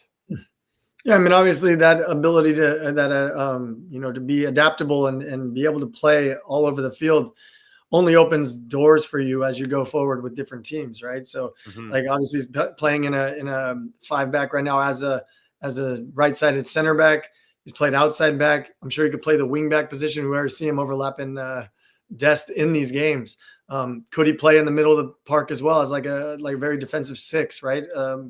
Potentially. So I think that quality to have as a player will only help him going forward, whether he is playing in Spain or England or Germany or wherever, suits him best. But I think he's adaptable in that respect and can, and athletic enough to be able to play in the top leagues in the world. Yeah. Freeman, as a reminder, only 21. So whatever next contract he signs, he'll probably have some pretty good resale value, when he gets to 25, 26. Or however long he signs that next contract. But big offseason here for Alex Freeman, who also was named the best young player in MLS this past year, got named into the MLS Best 11.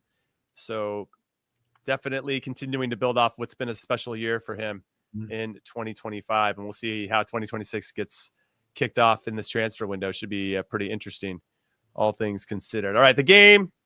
It feels a little bit more even, maybe not as fluid as we had seen in the first half, but as long as Uruguay keeps missing passes, that's the only good thing for us. I thought I'd see a little bit more bite from them, just in terms of kind of an emotional bite. You know how they come out and lead with emotion, not just Uruguay, any team that's getting beat 4-1. So they're a little bit more steady emotionally than I thought they were going to be, all things considered. But they are fouling, I guess, a little bit more, but that just helps us slow down the game and manage what's happening on the field. I think that's go ahead, Tab. No, I was going to say, I think we're moving the ball well. As long as we move the ball quickly, obviously it doesn't matter how fast they're coming out, right? Because they're never going to catch the ball. And I think our team is doing a very good job in moving the ball side to side and keeping possession. Yeah, to go along with that, I was going to say, I feel like our only, the real chances that Uruguay is getting come off of our mistakes, right? Out of the back, whether we're giving them away. And in the majority of the times within our possession that we're able to get out and move up the field, we've been able to create our own chances. But I don't feel like when Uruguay is then building out of the back, I feel like we've done a really good job of maintaining our structure and kind of thwarting that. But I think again, most of Uruguay's chances have come off of our own mistakes, which need to limit those as well in the back half of the field. Yeah, one of the things I was looking forward to seeing is if Uruguay, they didn't seem like they could solve what we were doing. And I was very curious to see, okay, they have a halftime to settle in, take a breather, obviously get over the little bit of the shame and embarrassment that comes from being down 4-1. And then, okay, this is how we're going to unlock the U.S. team. And to your point, Johnny B, it still feels like we're in control of what's happening. You know, they haven't unlocked us. And to your point, Tab, if not only on the attacking side, if we keep the ball moving and play at a good tempo, if we continue to press and have that same intensity, it's going to be very hard for Uruguay to break us down on either side of the ball ultimately. So this is promising. I'm very curious to see who the subs are going to be and if they can maintain the standard that we've already set for this half, or excuse me, for the whole game ultimately. Yeah, it should be good. Yeah, going to kind of what Paul was talking about, right? He was saying about the load management piece at halftime. You know, obviously, like within training, and didn't know this before Paul told us, but you know, the recovery team of the guys who played the majority of the minutes against Paraguay are still kind of doing recovery the day before the game. You know, you would imagine that Dest, having played a number of minutes the first game as well, would potentially, you know, be one of the first subs if they're speaking in terms of load management and the game being 4-1. So you might see, you know, who could we potentially see come in? You know, maybe a Scally coming in and pushing up. Sorry, Freeman. Yeah, pushing up Freeman. Sorry, Right. Or potentially, yeah, shifting the back line a little bit in different ways, right? Because I don't know that we have another true wing back on the right side other than the two that are kind of on the field. Yeah. All I know is I saw Des in the left channel tab, and now he's sprinting back over to get to the right. Our player rotations are crazy. I got plenty of time for it because it's working, and they just don't really know what to do when we do it. But it is kind of funny to see. We have overlapping between the right-sided players and the left-sided players, which is it's and we new saw way. the first goal against Paraguay, where all of a sudden Max Arfson pops up on the right and gives a cross to Gio for the header. You're just like, okay. I mean, that was a little bit more of a broken set piece, right? A couple passes after the set piece happened, so that made a little bit more sense. But to see Des just conveniently pop up in the left channel as a right-sided player is pretty funny. You know, you almost thinking back, right? We were talking about the relationalism of Bielsa a little bit, where, you know, his players tend to rotate quite a bit in, you know, previous teams he's coached. Obviously, Pochettino, having learned a little bit from that, right? Is he now instilling that type of idea within our team? You know, more occupying spaces, and it doesn't really matter who's in those spaces, as we see another fight breaking out here, similar to the one with Paraguay. Yeah, he didn't want any part of us, by the way. He didn't want any part of Trusty there. He's like, no, I'm okay. But yeah, it's funny just because obviously Pochettino and Bielsa have such a history together, and you know, you're seeing so many of these rotations that you've seen from Bielsa's type teams, and you know, something similar that Pochettino probably instills in the teams he's got. Yeah. Yeah, Diego Luna's got an engine, huh? That guy just doesn't stop running. His pressing is pretty impressive. I should say, you guys weren't on the show. Sorry to interrupt. But I got to see him in person for the first time earlier this season in MLS, and I was really impressed with his off-the-ball movement. Whether his team had the ball or whether they didn't, he ran a lot more than I thought he did or would have. And I was really impressed with all the little details that he's putting into his game. Yeah, in the first half, there was in particular a play that we didn't discuss here because we were talking about how great we were doing going forward. But he actually ran all the way back, you know, about 60, 70 yards to cover on one play to save the ball from going into a corner. So, yeah, he makes the effort. I tell you, he's a handful on both sides of the ball.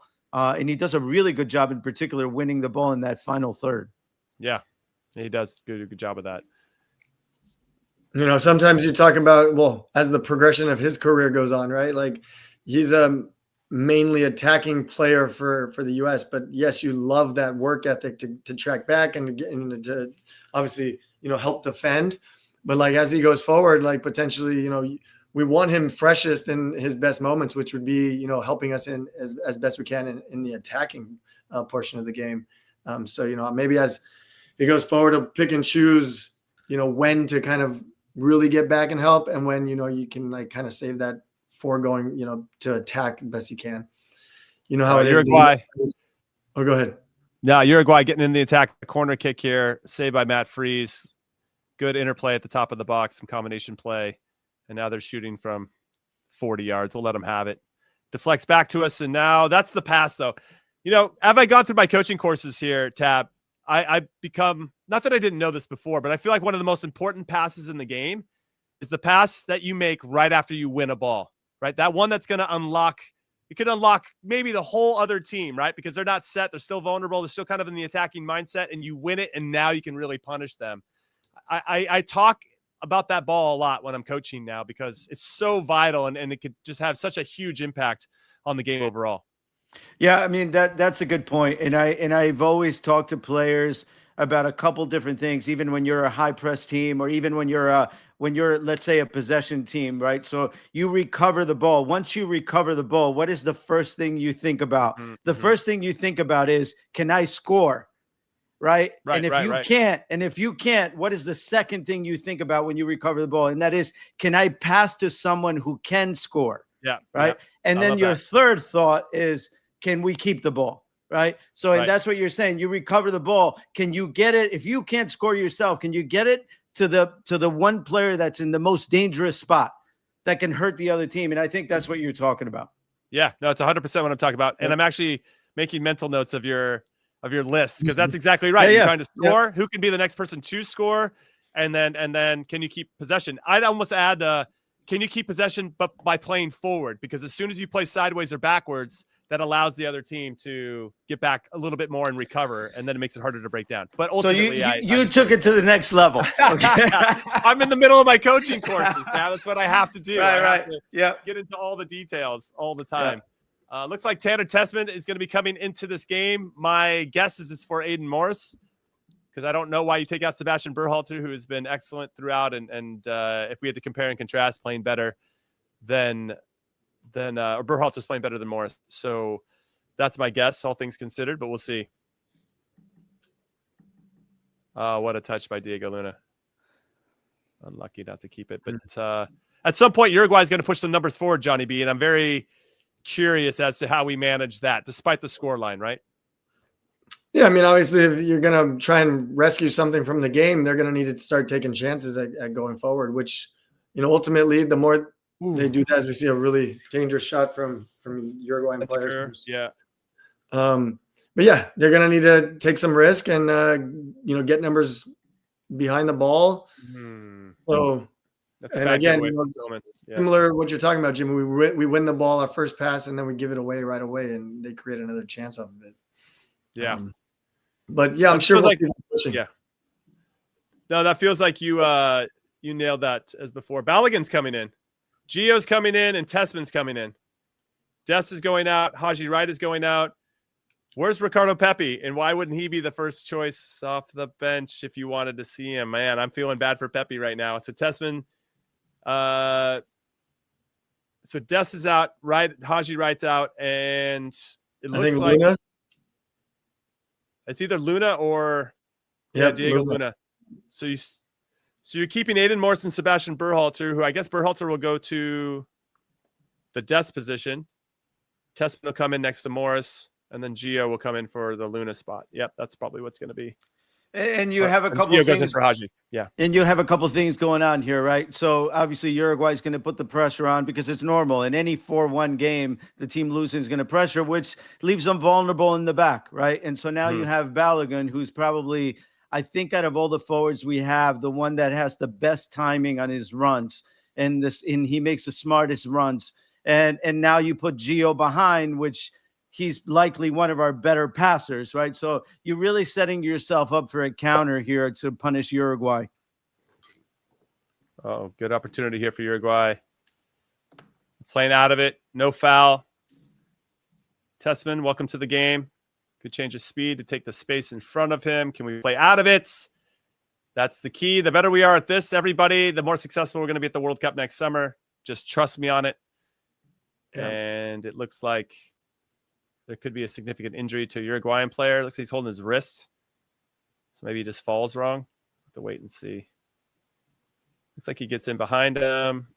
Oh, I got his hand stepped on by a cleat or a stud. It almost looks like Murphy's Law right there, right? Oh, Finger already, and then he gets that. That doesn't hurt. Get up. All right. So we had Paul Tenorio from The Athletic joining us at halftime. Now we have one of his teammates at The Athletic, Tommy Scoops. Tom Bogert's joining us. Tom, great to see you. A+ jacket. And, Love that jacket. We talked about it earlier in the show, but congratulations on your new podcast that you're doing with Tab Ramos over here. Way to go. I can't wait. The big Inside dog. American The soccer. big dog. Absolutely love it. Let's go. All right. So your thoughts, Tommy. Hey, by the way, before he gets started, I was actually going to wear the same jacket tonight. I'm glad I didn't wear that. Grow up. Is that Yeah, actually- Tab, I was going to wear a match-worn coach's jacket as well, but I decided not to. Right? Give me a break. All right. No, my first thought is that right before you guys brought me on, somebody got stomped on their hand. And Tab, my good friend, goes, "Oh, come on, give me a break. That's not, you're not hurt." And that just made my heart sing as a couple New Jersey guys. It's perfect. I love it. I love it. So once the game went 1-0, give us your emotional rundown here, Scoops. Like 1-0, like, okay, cool. We did that in the last game against Paraguay. This feels a little bit familiar. Then 2-0. Like, okay, now we're cooking a little bit. 3-0. Yeah, like, is this real? Is this what I'm saying? And 4-0, you must have been like, I'm drunk. I'm absolutely drunk right now. Yeah, give me your emotional rundown of this game. Yeah, it's like not letting yourself drift too much into optimism. It's like, well, set piece, really good. And then a scramble. It's just like the Alex Freeman goal was like fullback to center back to fullback into the 18. Like, that's not a combination that's going to happen a whole lot of times. And so it's really, really impressive.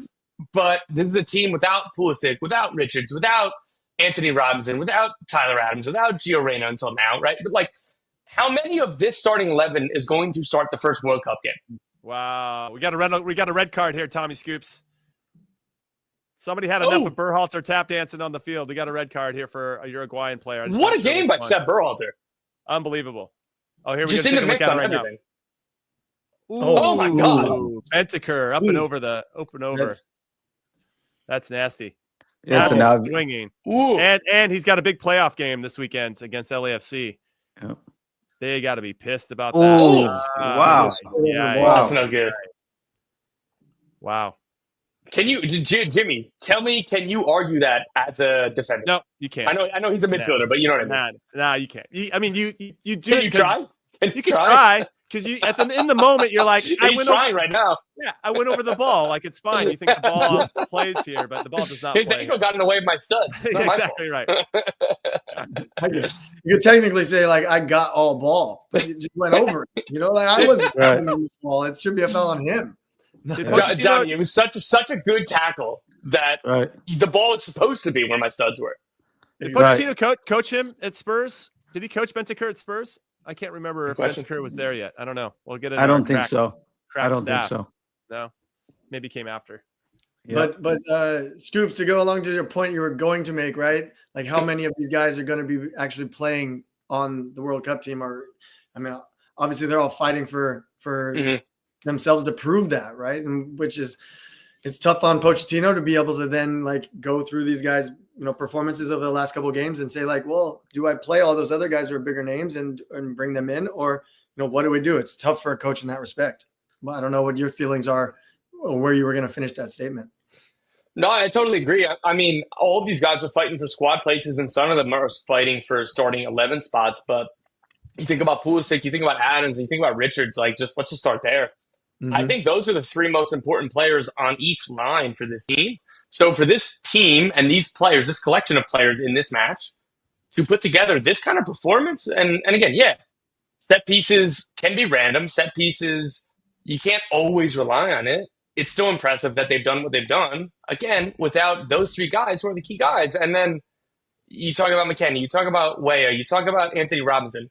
I think that's 6 starters right there. And they're giving it to Uruguay, who are one of the best teams in the world. Mm-hmm. Mm-hmm. Yeah, we talked a little bit about just having depth as a nation, right? It's good to see guys being able to perform on this level against a quality opponent, a team who's already qualified for the World Cup in a tough region of the world to qualify, and we're doing it without our best. So I think that only helps us going forward. And it's really good to see finally like a lot of this coming together for the U.S. No, and I think the way Pochettino will see it is that no one has their spot guaranteed. As much as we are, saying what guy is key here and what guy is key there. I mean, I think he's seeing what we're seeing, right? And the Ecuador game, we didn't have everybody. In this game, we don't have everybody. But if at the end of the day, these are the guys that respond best as a team, he has to go with whoever responds best, right? I mean, right. And I think if anything, I think he has said many times in different words that to him, it doesn't matter who plays where. The important part is, who's going to perform for the national team when they're playing. Right. Oh, baby. Okay. All right. Got another corner. So Tad, let me kick that back to you. I totally agree. But at some point, does it become an issue that how many windows do we sit on this show? Do we all talk amongst ourselves about, well, if that they have the starting 11, if they have this guy, if they have that guy?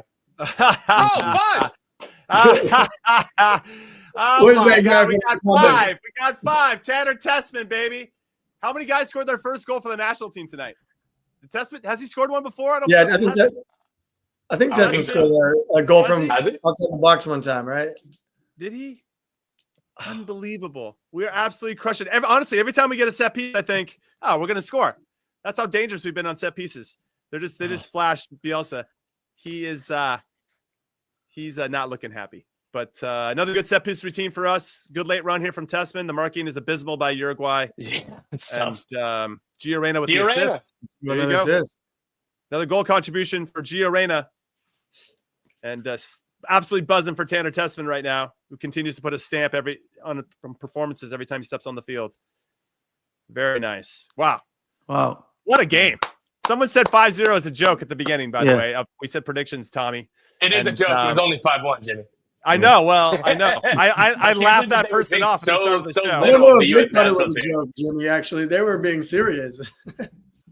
5-0, dude. Yeah, maybe if they were joking, they're looking pretty smart. Yeah, first international goal for Tanner Tessman. So we have Tessman with his first goal, Berhalter with his first goal, Alex Freeman with his first 2 goals, and then Diego Luna would be the one that tied it up. And by the way, we were saying when this started that, we didn't think of Tessman as someone necessarily fighting for a position, right? He was fighting to see if he would be a starter or not. That was, that. So that I tell you, that midfielder is getting very crowded right now. We may have to. Tom, you weren't on here, but we decided that we're going to take 38 to the World Cup. 12 central midfielders. Yes, exactly. We have a lot of central midfielders. Just to make sure we have every kind of game state covered. Yeah, exactly. No matter the situation, we've got a player that can fit. We can solve the problem. Tommy, who do you think's helped themselves the most tonight? Tonight, I think it's got to be Sepp Berhalter. I know that he's done well in previous camps, and he's not a new commodity. But it's just like when you watch Gio Reyna come back, when you watch Gio Reyna come back against Paraguay and look really good, you have obviously Tyler Adams, who's a lock-in starter when he's fit. Weston McKennie's in the mix. Tanner Tessman, that we just talked about how good he's played. There are a lot of options in central midfield, and it could be easy to overlook Berhalter or just be difficult for him or any other central midfielder to make the team. And I think the same thing about Aiden Morris. I hope that both of them do. But Sepp Berhalter showed with his set-piece ability, during the game, I had somebody reply to one of my tweets about if Arfson and Berhalter are in the squad, should Christian Pulisic ever touch a set piece again? No. The answer is no. Again, it can be a narrow way of looking at it, but it is such an important quality in World Cup style tournaments and in knockout style tournaments where, set piece excellence is such a key part of these games. You don't put somebody on the field just because they can take a set piece, but if everything's equal, that helps. Yeah. Right. But you have to get to the point where everything is equal, right? Because still, if you had to compare at this point, you had to go, here's another goal. Let's see. Oh. I mean, if you still have to, you still have to take into consideration the fact that Roldan has done really well. I mean, Roldan has put himself in the picture. So where do you put Berhalter? Where do you put Morris? when you still have Adams and Tesman and McKinney and, so you only want have them all so on the many team. guys. That's why I agree with you guys with a 38 person, because I don't want to play any of those guys. I just want to say I want to hold them on the team. It's like I want to hold them on the field, essentially. There's only room for 3 of 6 or 7 of them. It's crazy. Right. Mm-hmm. We're going to see maybe a name or two that are going to. I don't think Eunice Smith is making the team at this point. I don't know. He'd have to play a Not lot. looking good. Not looking good. That's a good way of saying it. Not looking good. Well, but Gio was not looking good a week ago. That's fair. That's fair. Hey, good point. Good counterpoint. Tab, good counterpoint. Yeah. You should do a podcast. I think you got this thing down. I think I may start. What do you think, Tab? I think I may start one tomorrow. Yeah, you want to jump on board? Let's do it. Yeah, let's figure it out. Let's figure it out in the next 12 hours, and we'll make something happen. Yeah. All right, so Tommy Scoops, let's talk transfer news. Max Arfson, Alex Freeman, obviously coming off 2 good performances over these last 2 games.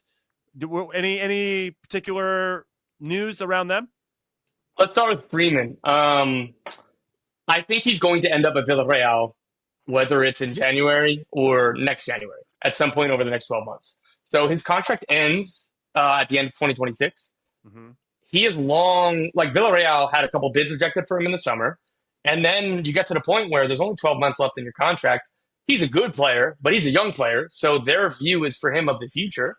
And their idea is, all right, well, if Orlando don't want to do a deal right now, we'll sign you when you're a free agent in a year. So right now it comes down to, will Orlando and Villarreal be able to agree a deal? Will there be a loan back to Orlando? Which the last time I spoke with sources around this, Alex Freeman wanted a loan back. He doesn't want to change clubs right now. He wants to be the starting right back for Orlando City, but he also wants to end up at Villarreal soon. So I think that there's just a lot of common sense here and a lot of smart people around this deal that Orlando are going to get some money, and Freeman is going to get his move to Villarreal, and Freeman will probably get to play with Orlando. None of that is totally decided right now, but that's where things are leaning right now. That's the way the wind is blowing. And then for Max Arfson, Middlesbrough had a bid rejected for him in the summer. And he's one of those guys who it's a little bit difficult because he signed a new contract this summer off the back of that move not happening. He's in that difficult spot where clubs abroad will only pay a certain amount of money because he's not the same age as Alex Freeman. He's not a teenager. He's not a under 22 kind of player. Right. But he's so valuable to Columbus where they're not going to let him go without it being a significant fee. But Max Arfson wants to play abroad at some point in the near or midterm future. How much is it going to cost for both of those players, Freeman and Arfson, you think? Freeman's a really good question. I honestly have no idea because his Villarreal probably suits them better to let him sign as a free agent in a year because it is very clear sources have told me that I don't think that his camp, Freeman or his camp are going to consider a new contract. So at this point, at Villarreal, you're like, yeah, I don't know, I'll wait a year and sign you for free. So I don't think that one will be very expensive, though. From what I'm told is that Freeman loves Orlando City. He does not want to leave for free. He wants Orlando to get the money, but he still wants his move, right? Mm-hmm. So I have no idea exactly what the money will be there. And in terms of Arfson, the bid rejected last summer was $3 million US. That's just not enough for Columbus to get rid of one of their best players. Yeah, so I think what's interesting for these players, and Tab, I'll kind of roll this to you, is I don't think they should make a move in January. Now you go to potentially an unsettled situation where you can go and just stay in the flow and the rhythm of your club who trust you, right, and are putting you in those positions. I wouldn't look to make a move, as enticing as it might be. I wouldn't make a move until after the World Cup at this point, especially if you know that Mauricio Pochettino doesn't care as long as he trusts you and you're playing well. I would agree with that. It's difficult to go into any team middle of the season. Sometimes for a striker, it could be a little bit easier, right? If you're center forward. But for somebody like Arfson or Freeman, guys that are going to be, these are going to have to be likely at some point just 90-minute guys, that the coach doesn't worry about taking in and out. In particular, Arfson, I think, is ready for that. Freeman obviously is a little bit younger, but, with the progress he's making, who knows, 6 months from now, he may be ready to start on any team, and Villarreal may be out of the question altogether 6 months from now if he keeps playing like this, right? But I promise you they won't you're be. right. They won't be.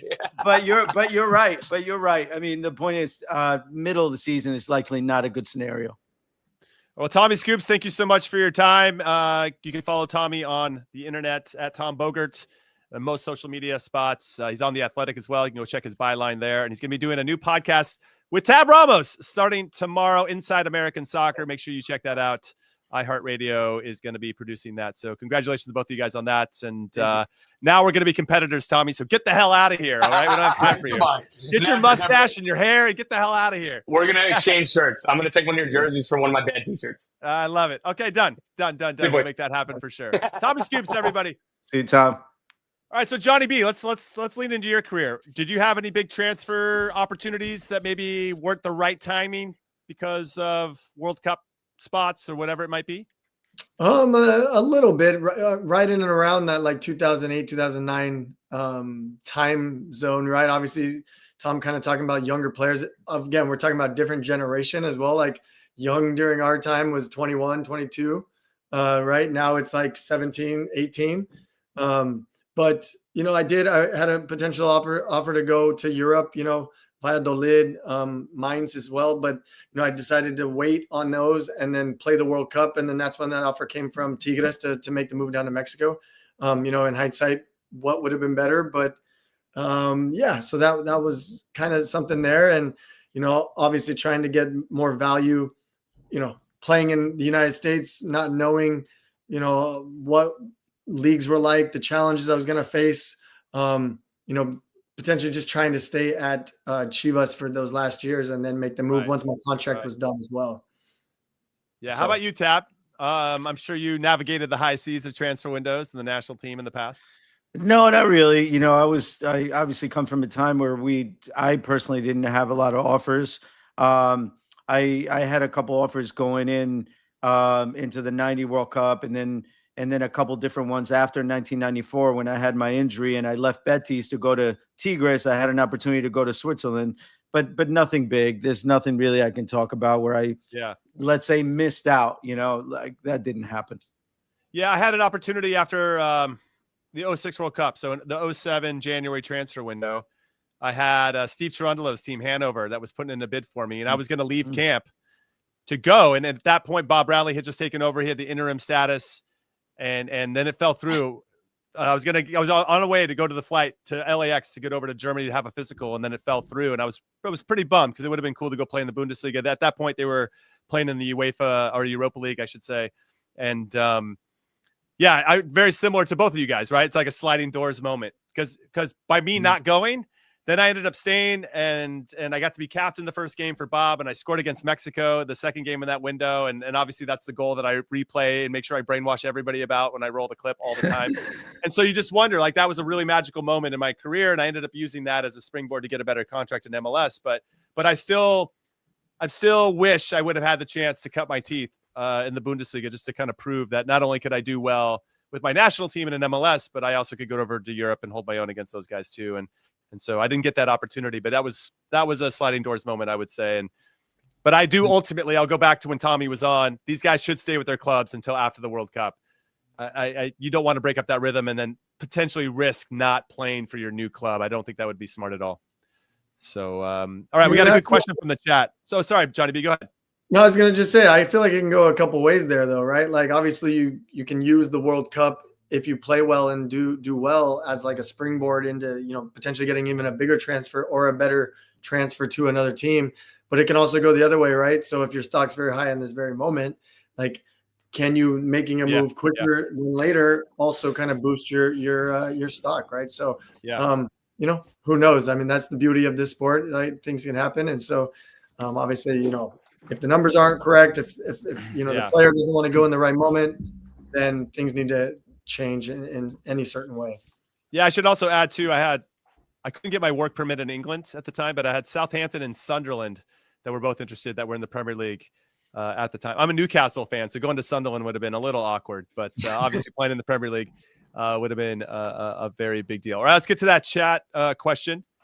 Do you three call each other before the match to coordinate wearing red, white, and blue shirts? Must be good luck. I actually didn't even notice that. I didn't even notice that is so great. That is great. Actually, I never noticed that, but that's great. That's awesome. Yes. We clearly did that because we're geniuses over here, John. But no, that's great. I could have technically worn white as well. I had that one, but right. I fought to wear the red. I wanted to wear the red. So yeah, I love it. That's unbelievable. I guess this just talks about, making subs. Like Pochettino made 9 subs. Jimmy made 2 subs and got it all the time. Exactly right. Oh, man. All right, so we got about 10 minutes left in this game. We're still playing with the man advantage, even though Fuller and Balogun got some guy right in the face. Maybe they could have another day. You get a red card there. So as I saw somebody say in the chat, I love the fight from our guys, but there's still a line that we have to toe and be careful. But I'd prefer us to have the fight than to back down and be soft at any point. All right, here we go. Another set piece. I feel like we got set piece time. This just means we got another goal coming, which is pretty awesome. But we have Sebastian Berhalter and Gio Reyna standing over the ball, which I think is really cool. And I hope that can be a sign of positivity as opposed to some of the negativity swirling around those 2 last names in particular. But here we go. Set piece incoming, or somebody's bleeding. So now they're down to 9 players. Uruguay just having a rough night, all things considered. But yeah, very cool scene there, seeing Gio and Seb next to each other, trying to figure out who's going to step up and what they're going to do. Very cool. Wonder if he goes direct, or they feel like they've got some tricky plays. They've got some cheeky set piece plays going on. Yeah, I mean, based off the first one, you'd almost be like, what are they going to do, right? I mean, yeah, right. Just going to be hitting this or slipping it to the left over there to. Ooh, he went for it and got deflected. It's a corner. I mean, I don't know what our odds are on corners, but if I have my calculator, I'm like 80% success rate on corners tonight. Yeah, at least like 35. Yeah. Yeah. I mean, that's better than most. Yeah. Absolutely love it. Oh, man. Yeah, good question here. This is an interesting one that I want to get. This is right here, Alex. Me and Des both saw at the same time. Does U.S. play better when not focusing on feeding the ball to Pulisic? Tab, I'll give you that one first. I'll let Johnny V get off the hot seat. All right, let's watch the corner first, and then we'll. Okay. No, I mean, this is a good point. This is not an easy answer, because I just mentioned before how well we played, how tough we played against Ecuador when Pulisic also wasn't on the field. So right. Obviously, there's no questioning that Pulisic is our best player, and you have to try to fit your best player regardless. Yeah. Of course. So if I had to answer, I would say no. But it's certainly something to think about, and something that will get likely Pulisic fired up, right? Yeah, of course. I mean, that's seems to be some of the method to Pochettino's madness. But there are times, Johnny B, we've been a part of it, when your best player or players aren't in the team, how people step up and kind of fill that responsibility and leadership void that they now they have to fill, right? You can't rely on those other guys to do the job. Yeah, it's inevitable, right? If your best players are missing, well, so-called quote unquote best players, like, other guys need to step up to fill the void. There's no way what I'm going to say right now in comparison to the people I'm going to mention, but like, I think we've seen it over the history of time with like Messi and Argentina, right? I don't compare U.S. Christian, all that, to Messi and Argentina, but we got you. Yeah, but you saw struggles within the national team of Argentina because I feel like they were trying too much to play through Messi. And when guys realized, like, guys, let's all work hard and just feed Messi when we can, like, that team started to excel exponentially. So obviously I'm not saying that that's what we need to do, but it can be difficult when you have a very good player who everyone thinks, okay, we can depend on this guy at all moments. It kind of makes it tougher on everyone else, right? So and I love the last part of what you just said, that we don't have to depend on this guy at all moments. That's what I think this window in particular has shown, because we're missing so many key players that we can still out and have an identity and have success and have tremendous success without having to rely on those guys and not having to depend on them. And that's only going to give the overall group, more confidence that, let's say, because let's be honest, Tab, you weren't here with us in the last show. Johnny B, you weren't here. That we're going to be missing a player or two due to injury. Something's just going to happen. Every national team is going to suffer this, right? Going into the World Cup next summer. So the better and more equipped we are to be able to manage that and not think the sky is falling because we don't have X on our team, the better and the more healthy the group is going to be. And ultimately, the better we're going to be able to perform. Without a doubt, I think that's a great point because, for what we've seen, if this ended today and we had to pick the World Cup team after today, I I don't think after what we saw today and what we saw the last camp, I don't think we'd be scared if one or two players were missing. Right. And it doesn't matter who they are. It doesn't matter who they are. Which is amazing, by the way. It really is. It's a really good spot to be in. And honestly, 3 months ago, I don't know if I'd be saying the same thing. It's funny what a little time and some confidence and some good performances will do. So to Johnny, ultimately, to your point, I'm agreeing with you here that it's nice to know that we can be a good team and to have some real hunger and desire to go out and make plays, no matter who's on the field and whether it's our best player or one of our best players or not. But yeah, I there are a couple players that I fear about. Jedi Robinson, just to get into him a little bit, and because you played his position, undoubtedly a starter for us when healthy. But the fear is, when is that going to happen? And something clearly happened in his recovery, because that surgery, which we thought was going to be pretty minimal, has turned into something that's, I think, going beyond what they thought. So we could be without him, which is why the emergence of Arfson and potentially, even getting John Tolkien a run tonight, who I thought was solid, just demonstrates that we might have to count on some other guys. Yeah, it's a complicated situation for him, right? Obviously, anytime you go through an injury that you immediately thought, okay, I'm going to do this type of surgery to get myself back in 6 months, 8 months, whatever it is, less. And then you start having complications again once you kind of return to play. That it's scary. And then again, you start to go forward and project forward. Like, when is it that, he's going to be healthy enough to then get into good rhythm, good form? It's a tough one there. But again, I think everything we just said between the three of us in terms of knowing these type of situations happen almost on every single national team, and needing players to be able to step in and really do the job. I think, it's necessary. And so to know, Arfson's done a really, really good job the last couple national team cycles, and, Tolkien being in there.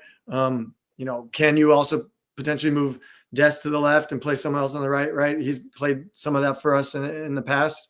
But just, ultimately it would be great to see Jedi Robinson healthy, full, playing at his best game like he was a couple years ago. And, we're not talking about this, and we have a very strong player, and now, a couple other quality, backups for him as well. So it can go either way, but I think these are, the top choice when he's healthy. And, unfortunately recently that's just not been what's been able to happen for us. All right. From your lips to the soccer god's ears, Johnny B, we got to make sure that get him healthy. Jedi Robinson is healthy and healthy as can be, and being super sharp ahead of the World Cup next summer. All right, let's get into man of the match. We're putting up a poll right now on the chat here on the Gloss America YouTube channel. Hit like and subscribe, turn on notifications if you haven't already. Man of the match for you. So the options we're giving are Alex Freeman, obviously got a brace, doing some Tab Ramos-like footwork to score that second goal. We have Seb Berhalter, who has a goal and an assist and a spicy free kick to kind of set the tone for how the game is going to go. Diego Luna got a goal. Serginho Dest will be our third option. You could have, he started the game, and obviously he had a lot of good stuff. I was trying to think, Tessman scored, but we'll leave the super subs out of it. Tab, who's your man of the match if you want to try to influence the chat in any way? Well, I'd have to say Alex Freeman, because he's really playing himself as potentially being a starter for this team. So I'd have to give it to him. I think Berhalter played a great game. Obviously, he's extremely dangerous on those set pieces, and certainly would be an important piece to have on the team. But I think Freeman, since he's potentially fighting for a starting job, I'd have to go with him. All right. I appreciate that. So I like that shout. I'll probably go with Freeman as well. How about you, Johnny B, before we get to our break? I mean, I was pretty much spot on with that last comment from the fan. It's like Freeman obviously had a great performance, gets the 2 goals, not only just like scoring on a corner, which, is typically more likely what the opportunities he would get as a center back, right? But also creating that chance by himself on the left side of the field, dribbling through multiple guys. So I thought he was a, great performance. And then Berhalter, a very close second with the way he performed tonight as well. But I'd have to give it to Freeman. I think we're unanimous, at least in how we're seeing it here in the red, white, and blue on camera right now. We'll see what the chat goes with. But shout out to the guys. The game's over. 5-1 in favor of the U.S. What a performance. We're seeing 10-10s in the chat, and it's hard to argue otherwise, except for that one blemish where we gave up a fantastic goal. If you're going to give up a goal, make it look like that, right? Because that was unbelievable from Uruguay. But a 5-1 win. comprehensive win for the red, white, and blue. We're super excited about it. We're going to take a break. When we come back, we're going to get into our post-game show, so keep it right here.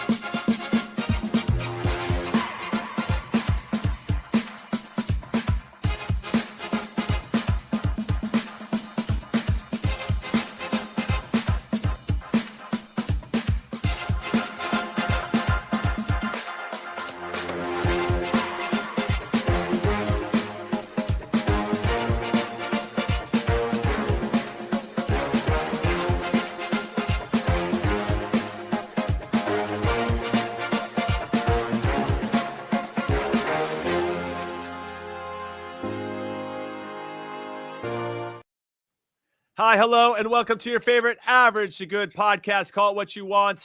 I'm Jimmy Conrad alongside not Tony Mule and Charlie Davies. Instead, I swapped them out for my two lucky charms who helped the U.S. win 5-1 over Uruguay today. Tab Ramos, American legend, and Johnny Bornstein, also an American legend. Appreciate you guys being with us today. As I mentioned, a 5-1 win. I'm in dreamland right now for the red, white, and blue over a very, very, very good Uruguay team, and we made it look easy. After making 9 substitutions or changes from the starting 11 against Paraguay, I thought that could be a little bit risky, and we were up 4-0 after 40 minutes, Tab Ramos. What a performance from the guys.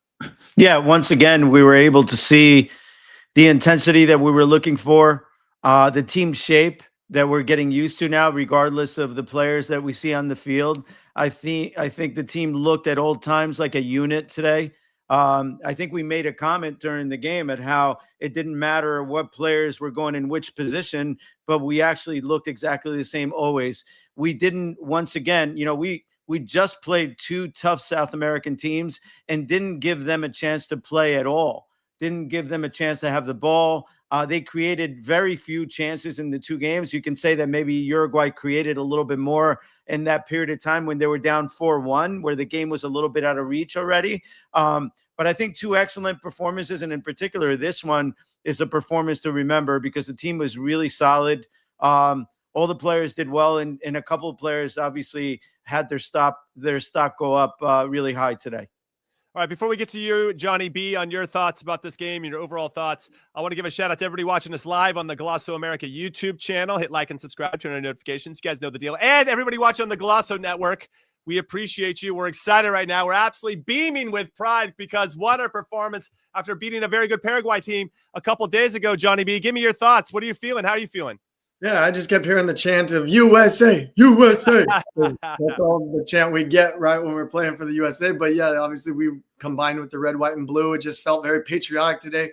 We get this crazy result of 5-1 against the Uruguayan team, who's not even given up 2 goals since 2021, and then 4 goals or more since like 2004. It's been like it's been over 20 years since they've gotten beaten down like that. Exactly. And so, I was most impressed as well by the structure of our team. I thought the only moments that we really got in trouble were when we gave the ball to Uruguay in dangerous positions. I thought if Uruguay was building out of the back, we were behind the ball. Jimmy, you mentioned at the beginning of the broadcast, it's like, it looked like we were sitting off a little bit and giving them the ball, but it was actually working because, we weren't giving away very many spaces, no slip passes like you were mentioned as well. And just really impressed with that. Secondly is, the fact that we were really good on set pieces tonight. I thought, you have to mention that because, like everyone who came on the show said, set pieces are very important during a tournament like the World Cup, right? Any tournament, you've seen consistently over the last 30 years that games are made or lost and won on set pieces. And so, being good on the attack is very good, but we're also very good on defensively. As well. No, you nailed it. I mean, set pieces, we were fantastic, and we're going to get into the starting 11 here in a second, but I agree with you, both of you. So set pieces with you, Johnny B, and just managing the flow of the game, making sure we played on our terms and not theirs, I thought was really impressive. And I love what you said, Tab, about not giving either team, Paraguay or Uruguay, really any chance to do what they wanted to do. And I think that's a sign of a very good team. So I'm very excited. Now, what's interesting is as this game played out, when they scored the first goal, I was like, all right, Sebastian Berhalter, what a goal, what a set piece. We scored on a set piece or close to it against Paraguay. So this is not unfamiliar territory. Then we score again. I'm like, okay, we're getting cooking, get my little chef hat on, my little apron on. We're cooking right now. Then we scored 3. I'm like, this is ridiculous. This is insane. And then we scored 4. And I'm like, we are in dreamland. I went through so many emotional stages that were all positive, and the buildup was absolutely incredible. And here are the match stats right now that I can't believe that 2 hours ago, if you would have told me we would beat Uruguay 5-1 and been up 4-0 after 40 minutes, I'm like, what are you smoking and drinking? And do you have some for the rest of us? Because that is absolutely ridiculous. It's probably not a good thing to say if the kids are watching, but you guys are picking up what I'm putting down. So match stats, we didn't have the possession. That was Uruguay. They had the lead there, 55% to 45, but we had more shots on target, more corners. We made the most of those corners, and it was really a really special performance. Now, we've talked about for a long time about getting a signature win, Tab. Right? So this group just didn't have a signature win. And I feel like we got one tonight, but we made 9 changes from the starting 11 from the last game. And we were not without Christian Pulisic, no Tyler Adams, no Chris Richards, no Jedi Robinson, no Weston McKennie, no Chris Richards. We already said him. I mean, we're just missing so many key guys. Matt Turner would be another one. And we still got a signature win and a win that I think we can all be proud of. And be like, that's the team that energy and that intensity is what we expect now moving forward, and that the standard has been set. So I don't know. Let's take a look at the starting 11 because I'm going off. I'm so excited. Matt Freese in goal. Trusty, McKenzie, and Freeman were the back 3, right? So Tim Ream comes out, Miles Robinson comes out, Joe Scally come out. Morris and Berhalter come in for Tessman and Roldan. You got Tolkien in for Arfston. Dest stays. So Dest and Freese were the 2 holdovers. Timothy Tillman and Diego Luna come in for Brendan Aronson and Gio Reyna, and then Haji Wright gets the start over Fuller and Balogun. What were your initial thoughts? Let's kind of walk it back. When you saw this lineup, Tab, you're like, interesting, or I don't know. I don't want to put the words in your mouth. What did you think when you said 11? I would say I was not surprised. It was definitely interesting that he changed so many players, but I think Pochettino has gotten us used to making changes at this point and not focusing on actually having a starting 11. He said it in his own words. The only thing that matters is what happens in the World Cup, and he's building depth on this team. And he did it today. And I tell you, I have to give Pochettino a lot of credit. And more importantly, I have to give the players a lot of credit because this was a signature win. And yeah, you can say, Uruguay is not going through a good moment. They're struggling right now. They're not playing well. They didn't play well against Mexico the other day where they only had 2 shots on goal. But this was a big win, and we've been waiting for a big win for years. And I'm glad it's here. No, it's been fantastic. We have a nice track record of playing in Tampa as well. I got a win there against Ecuador back in the day. And Johnny B, I know you got one when you were captain, your only time being captain against El Salvador, and won that game as well. Now I got to tiptoe into this area, Johnny B, because the first 4 goal scorers were all MLS guys. Okay. Mm-hmm. Sebastian Berhalter scored the first one. Alex Freeman scored a header on the second. Then he danced through the defense to score the third. Diego Luna got the fourth. I mean, do we say rest in peace to the MLS haters at this point, or what are we doing? I mean, I hope so, right? Like, I think MLS guys have always gotten a lot of hate over the last number of years, but I think also with the growth of the league, even when we were playing, Johnny B, Yeah, even when we were playing, I was always told you got to get overseas to be able to play with the national team, and obviously it helps, right? Because you're playing in some of the better leagues in the world, but it's also tough to play in those leagues. And so, I think the growth of the league over the last number of years is also, it's a testament to that. We got good young Americans coming through the systems and, playing consistent, good soccer within the MLS. And so, sometimes what that brings out of you is a little bit more fight, a little bit more hunger to be able to prove yourself to not only the haters, but to the coaching staff, to your teammates, that you belong to be there. And so it's really good to see these MLS guys showing up on a big stage like tonight.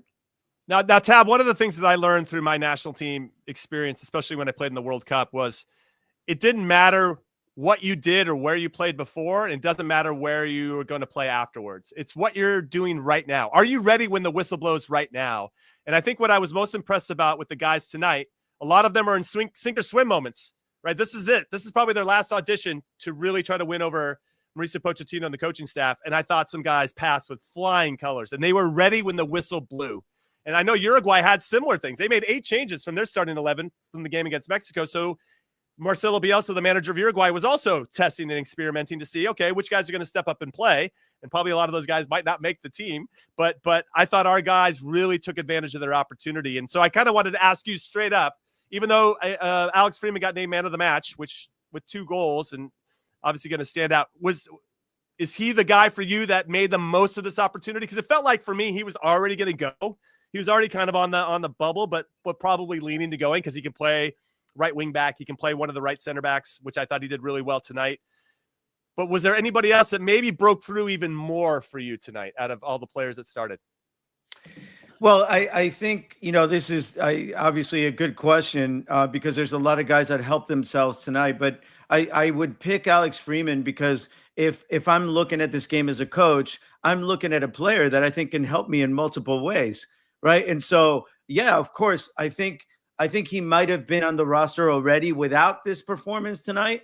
But I think this performance likely makes Mauricio Pochettino think about Alex Freeman being a starter, right? And so I think he helped himself a lot. And obviously, I don't want to put I don't want to leave behind other performances. Like I think Berhalter's performance is really important for him. I just don't see it as important only because of the position that he plays in and the competitions that's there and how likely far he is removed from actually being in a starting 11 when the World Cup starts. He had a great game, but I think he's a little bit behind. But I think I would pick Alex Freeman, and then I think the rest of the team, I was really happy to see how the defensive unit was solid tonight. Didn't allow really I mean, Uruguay had 2 plays at the end of the first half. Other than that, they didn't create a whole lot. Everything was in front of them. They went forward when they could. They played the ball well. They didn't lose it. I think there was a lot of positives about today's game. And again, we said it when the game started. Every play that players made tonight was going to count. And players made big plays. Yeah, I think there's something to be said too, and I agree with you kind of like that with a position scarcity. I don't know if walking into this window or even coming out of this window that we know who the right center back should be in a back three. I feel like we know that Chris Richards will probably be in the middle and that Tim Ream will probably be on the left side. So who is that right one? Miles Robinson's had an audition there. We had Tristan Blackman getting a shout there. Joe Scally played against Paraguay. But it seems like Alex Freeman, though that might not be his most natural position, can do the job. And if he can create a nice relationship with Serginho Dest, John B., then all of a sudden you're like, okay, he's starting to create this connective tissue that just makes the team stronger and builds that rapport that I think is so necessary in high pressure situations, that you know what each player is going to do when they have the ball and maybe more importantly when they don't. Yeah, I think typically, what you look for in a right-sided center back in the line of 3 is, someone who's going to be able to create on the, within possession, breaking lines. You don't usually ask them to be overlapping your right wing back, right, and getting forward in different moments like that. So, the relationship between that wing back and that right center back, but also the relationship with that defensive center mid, the 6 on that side, because as that's happening, you were seeing a lot of Aiden Morris kind of tucking back and allowing both our right-sided defenders to be kind of higher up the field, right? So I think just that understanding between all of those guys is there, and whether that's being coached in training or if that's something that's just naturally happening between the players on the field, it's good to see. And so you can ask, of a Freeman, something like that, which gives another dynamic to the game, and it's really good to see. And obviously he got 2 goals, and weren't really caused by any of those type of plays. But just having someone who's bringing another dimension to the U.S. game is really good to see. Yeah, I think what's interesting too is if Jedi Robinson can get healthy and he's the left-sided wingback, then his relationship with Tim Ream, which has been built on many years together at Fulham, you've got a nice symmetry there, and then you got a nice symmetry potentially emerging with Freeman and Dest, and you got Richards and Ream already set, and now you probably have Tyler Adams, and I would guess Tanner Tessman would be your 6s in this formation. Now I feel like, all right, we got it. I like this team. There's a lot of good things happening here. But even if those guys aren't healthy for whatever reason, we also have some other players that can step up. But that right center back spot still feels like it's up for grabs. Tab, we talked about this during the game because we had a live watch along. Make sure you join us for the next one when it happens. Of course, the next window isn't until March, so you got some time to prepare for that. When Freeman picked up the ball for his second goal, he's our right center back, but somehow he's in the box on the left side, and then he's dancing through 3 guys to get a shot off. I need some questions there. I need that to make sense somehow in my brain, even though I'm thrilled that happened. But I think it speaks to the type of player rotations and freedom and trust that the players have been talking about, that Mauricio Pochettino has been giving them. And now it's starting to pay dividends, I should say. Yeah, no question. I think the last game we saw a number of times where Scally was going forward, although he was a center back, he was playing ahead of Serginho Dest, who was playing that outside wing back, right? And in this case, we see Alex Freeman completely on the left side of the field, dribbling inside as if he was Doku. He looked like Doku, right? So he's dribbling inside like Doku, and you're like, this is really great to see. But it goes back to what we said before. And although obviously that happened, I think after a corner and the team was not in the right, and not all the players were in the right position, but this is a testament to how Mauricio Pochettino has been working on team shape, right? Because at no time, regardless of where players are, the team looks balanced. And I think that was one of these plays in which, yes, we had a center back on the left side of the field as a winger, but the team still looked like it had balance, and that's tremendously important. Yeah, it is important. And I think what's interesting too, let's say it happened in the run of play, and we did see that with Scally against Paraguay. We saw it with Alex Freeman tonight as well. Maybe not on that goal, because I do think it was like a kind of the end, or a set piece had happened, and then obviously the ripple effect of the next couple plays led him to be in that position. But even if he does step into it, or any of the center backs step into it, if they can see that they've got space to run into, then we just immediately, we could tuck back into a back four. You could have Dest immediately go to a right back. You could have your two center backs, and then whoever the left wing back is could drop. So that's what I love about the formation, is that there's some fluidity that gives some freedom to some of our players in the back line.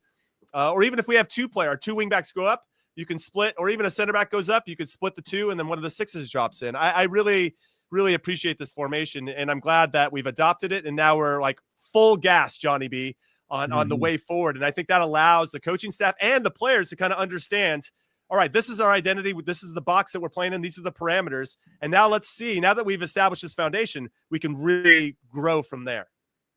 And I think Pochettino's done a good job recently of just the player selection, right? In order to play any type of system or any formation, it always comes down to personnel, right? You could ask, certain things of certain players, and they're just not going to be able to provide what a coach wants in a certain style of play. And so I think, the guys who were on the field, both for Paraguay as well in this game against Uruguay, have shown that like they can answer whatever it is that Pochettino is asking of them. So it's nice. I've always loved a kind of like a 3-5-2, 4-3-4-3 type situation. It's kind of both of them always at the same time, depending on which players are moving up and down, but it always adds for a lot of rotation as long as the players are understanding what their roles are within these, within the tactics of the system. So it's really good to see that coming from the last two games. Yeah. So before we hit our first break, I'm going to ask you both, but I'll start with you, Tab. Which game were you most impressed with? Our performance against Paraguay or our performance against Uruguay? Wow, I think actually I have to say that that's pretty easy. The performance tonight is one that we won't forget for a long time. Obviously it is a friendly game and all of those things, but I just go back to, we have been waiting for so many years to see a U.S. team look the way we look tonight, the way we've been looking now for the last couple months, but in particular, getting this signature win for this group of players who I think have been suffering for the last few years in terms of criticism and being criticized and not getting the right results. I think tonight's win is the best win we've had in a long time. And Johnny B, what do you say? I'm most impressed with just the way the U.S. has been progressing over the last 4 or 5 games, right? I think we're unbeaten in the last 5 now with this win against Uruguay. I think if you just take these last 2 more specifically, I would say the result tonight is just, you had Jimmy screaming and putting his arms up and like laughing at a 5-0 potential result. And then to having to, we're all eating our own words saying like there was no way we were going to score more than 2 goals. Right. So I think, they just put it all together. Obviously, specific performances from certain players really stand out. But I'd say like the guys we didn't even talk about, most of the guys had good games tonight and like solid performances, as we touched upon earlier in the broadcast. Like these guys are just doing the job and you're not doing anything crazy, but they're being very effective. So it was good to see a great performance from a number of players, not just 1 or 2 guys. Yeah. 4 wins and 1 draw in our last 5 games. All of those 5 are World Cup teams. And the 6th team was South Korea. You know what? I think they did us a fantastic service, because by them beating us 2-0, we had to switch formations to try to get back in that game in the last 15, 20 minutes. We went to a back 3, and all of a sudden our team just looked better. And ever since that happened, we went on and now stayed with that formation. We continue to get better and better and better. So thank you, South Korea. We owe you. You don't even know how much we owe you at this point, because you've unlocked our team, and we are in debt to you for that. All right, we're going to take our first break of Call What You Want. When we come back, we are just going to talk more about this game, because there's so much more to talk about. Keep it right here. The clock never stops. Relive the greatest moments with uninterrupted highlights and more. It's Gareth Bale! Ronaldo! Wonderful goal! On the UEFA Champions League channel. Streaming free. Now, I have to say, I've missed the opportunity to use this joke for a while. The last time Jonathan Bornstein joined us here on the show, he couldn't remember the name of it. This was at the Nations League back in March, and he called it "Call It Like It Is." Call it what it is. Excuse me. And I always reference that joke when Johnny B's not on the show, and so we actually made a graphic that we renamed it "Call It What It Is" just in honor. There it is, right over the shoulder of Johnny Bornstein, and absolutely love it. So call it what it is in honor of Johnny B. We appreciate you. Thank you for hanging out with us today. Tab, obviously a pleasure to join us. Before we get into the game, though, Tab, I really wanted to explore this new venture you got going. You're opening up a soccer school. I need to know a little bit more about it because I am so excited that you have taken this step because I think it could be a model for other schools or you expanding this school around the country.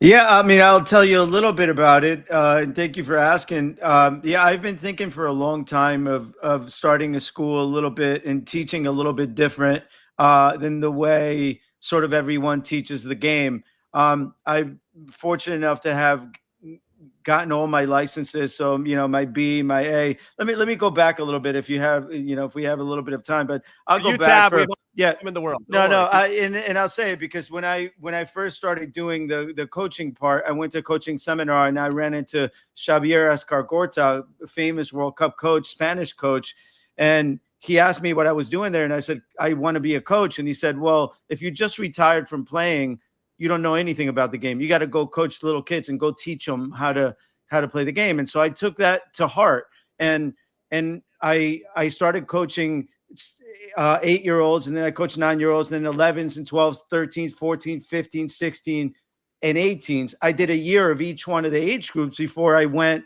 to the youth national team. And I felt like I learned a lot.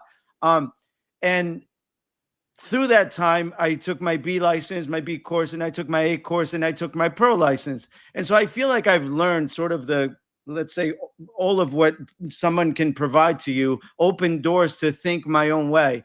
And because of that, I think a little bit different. Now that I've gotten all my licenses, I think a little bit about how the way I learned made me successful. And I think I continue to think that the relationship with the ball is the number one thing. Relationship with the ball. The fact that I heard little things like Manfred Schellscheit say, the game is the best teacher. So no matter how much you learn in your licenses, I think everyone should take their licenses as an open door to having your own opinion about how to teach the game, not about copying what somebody else is doing. And so that's what this school is about. This school is about teaching kids the relationship that at first it starts between you and the ball, then it starts you, the ball, and an opponent, then you, the ball, an opponent, and a goal, then you, the ball, an opponent, and 2 goals, and how you deal with that, and then how you take the angles, and how you attack and you defend 1v1. And then we can talk about the bigger game that really doesn't matter, but that's what the school is about.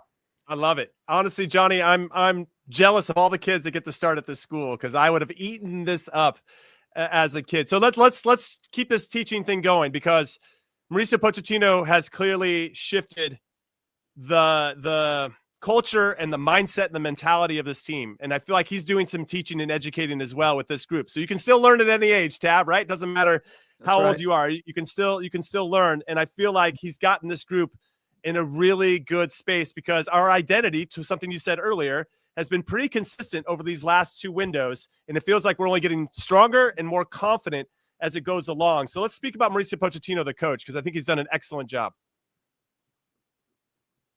You were asking me about that? I'm sorry. No, I was asking Johnny. Sorry. I thought you mentioned Tab as well. So.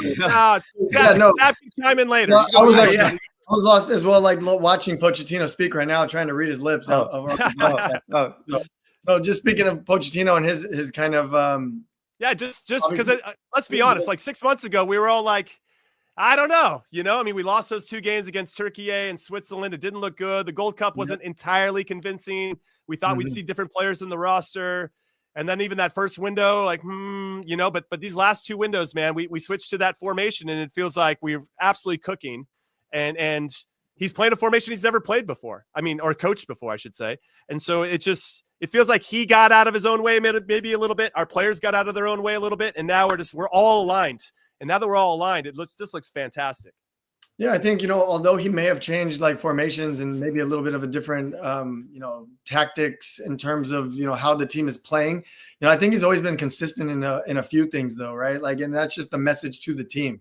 And we spoke vastly of it during the broadcast as well as recently, just about kind of instilling a certain like work ethic in the group. And, it doesn't matter about the names who are in those positions on the field, but that people are representing the Stars and Stripes in the best way possible. right? You showed that clip of him speaking at during the broadcast of the interview, and just saying like, "Oh, guys are coming in here for a vacation and being worried about getting injured to go to their clubs," right? Like he has always kind of said those type of things from the moment he took over the team, and so it is good to see him kind of go through his own little process of now finding a formation that works for the guys who he is putting on the field. And that's not easy to do as a coach. Sometimes, you want to stick to what you're used to. And, it shows a lot of growth in respect to kind of what he is doing with our national team as well. Yeah, I saw a comment tab that said it's disappointing that we don't have our next game till March. And I completely agree with that sentiment. Like, I want more of this team. I want to see more of this team playing together. And now we got to wait 4 months before we reconvene. And a lot can happen in 4 months, as I'm sure you know, throughout your career. I agree. We're finally starting to have some fun, and now we got to go into winter break really for national team, which is really unfortunate for us. But listen, we're going to have a next couple of months where we're going to talk about how this team has really is projecting every time we watch them a little bit better, and how important is going to be that the players that are playing in Europe over the next couple of months, because those are the ones that we're going to see how important it's going to be for them to perform. Because I think at this point, if there's one thing we know about this coach, is that nothing is guaranteed, no spot is guaranteed, and even though players are playing into positions and they're in a good spot, I think the players themselves, and I give them credit for that, the players themselves have helped put the coach in this position by performing well when they've been called upon. Yeah, wow. If everybody keeps playing at this level, he's going to have some real tough decisions in about 5 or 6 months' time. Now, Johnny B, I rudely didn't allow you to answer this question that I asked Tab. Which player do you think did the most with his opportunity tonight?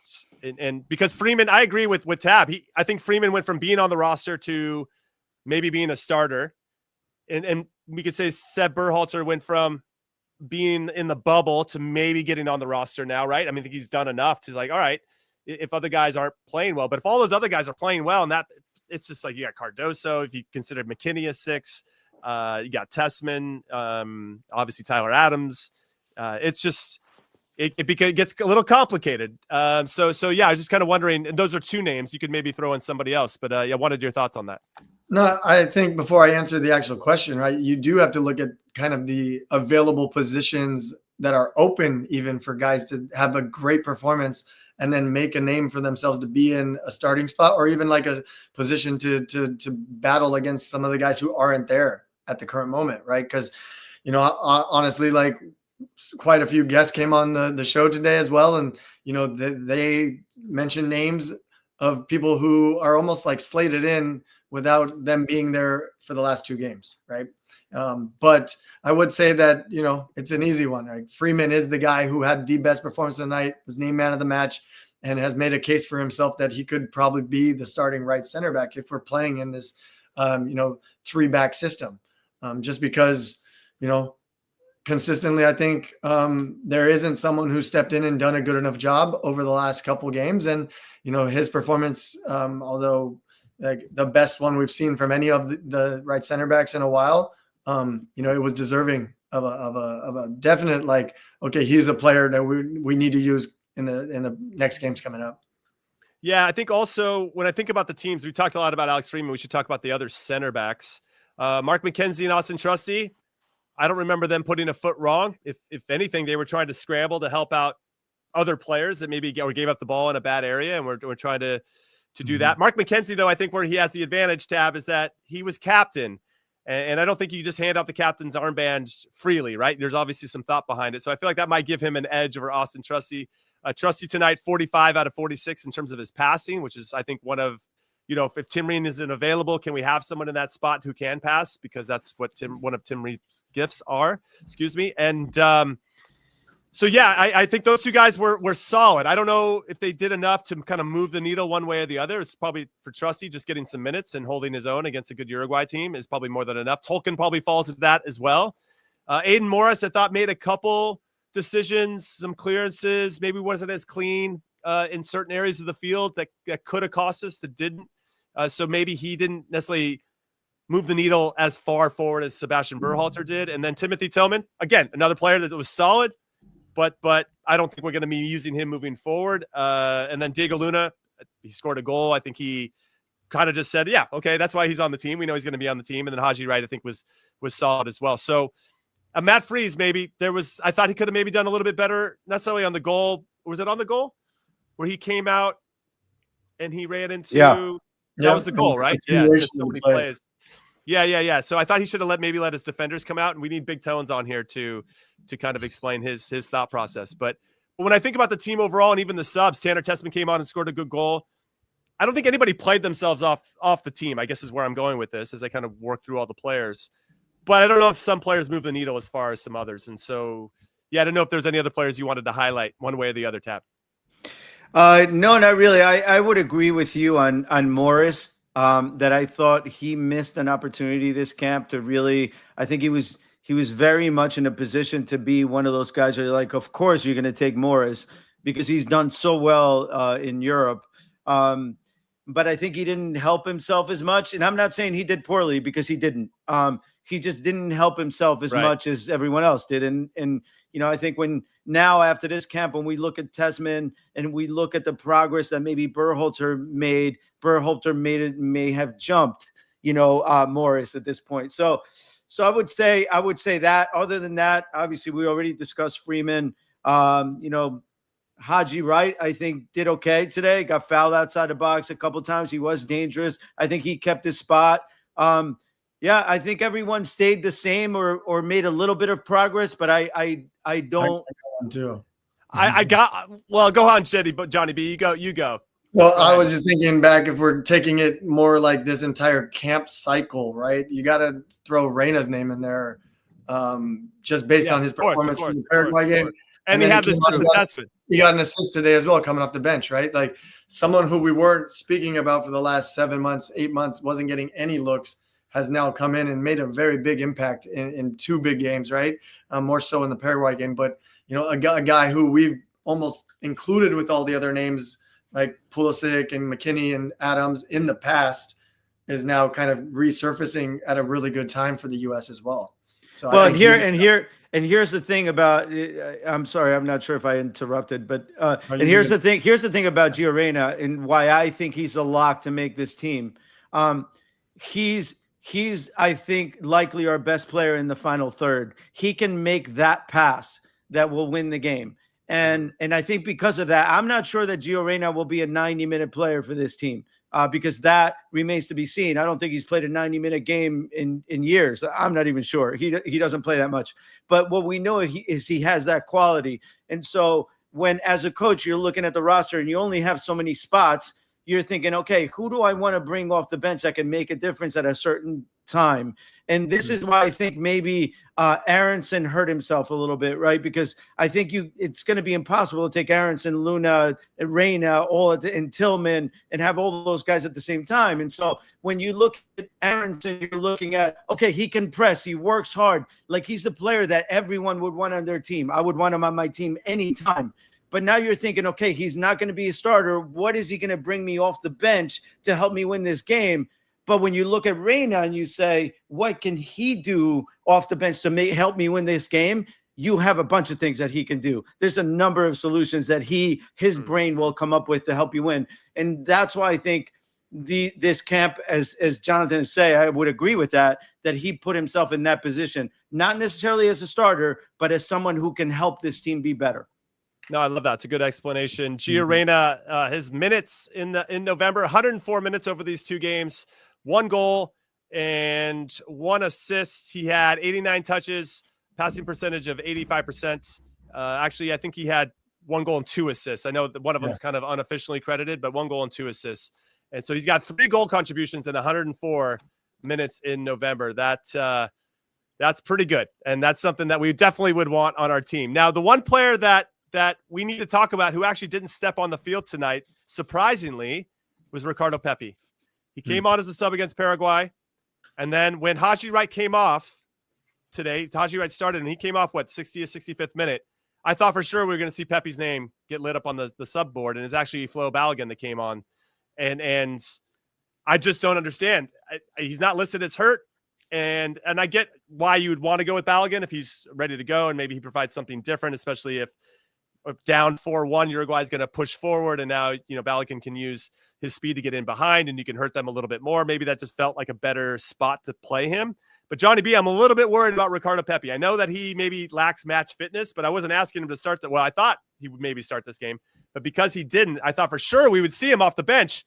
We didn't even see him off the bench. So I wonder if he's nursing an injury of some capacity. I want to give him the benefit of the doubt, because if he doesn't have that, I'm a little bit more nervous for Ricardo Pepi and where he is on the depth chart. Yeah, you would hope that, there would be something in terms of just him coming back into fitness. But I would say that kind of like what we spoke about earlier in the broadcast as well, like, games are about moments, right? And I think against Paraguay, he had the moment where he, almost everyone's like, oh, he should score that. And obviously coming off the bench and, then having a moment like that, it doesn't define you, but it does put a decision in the coach's head, or put something in the coach's head. Right. When he needs to make the decision for the next game, who's coming off the bench, like, I might choose another guy who I think, can do better. Right. And so is it a combination of, maybe coming back from injury or coming into fitness and form in conjunction with, not having a great performance over the last game? So I think those are the reasonings. And, that's just also something that happens, coaches have to make decisions. It happens. And coaches make decisions. And so they have, I would add to that. I would add to what you're saying, because I'm sure you guys had many injuries when you played. I played most of my career with injuries. So, but when you're out with an injury and then you come back, and sometimes you feel like physically you're okay, but the way you're reading the game, you're a little bit slower reading the game just because you're not in that flow. Like, I will tell you this, had I seen Pepi missed that chance the other day by hitting it first time left-footed and hitting it over the bar, it would be a different story. But the fact that he took a touch and then took a second bad touch to try to finish tells me that he's not in the game yet. Like, he's not fully recovered. And physically, he may be fully recovered, but he's not fully ready for an international game. Yeah, like that match sharpness. Well, he's got 4 months until the next windows. That's plenty of time for Ricardo Pepi to regain that. All right, we're going to take our last break and call it what you want. When we come back, more of the good stuff, or more of the average to good stuff. So keep it right here.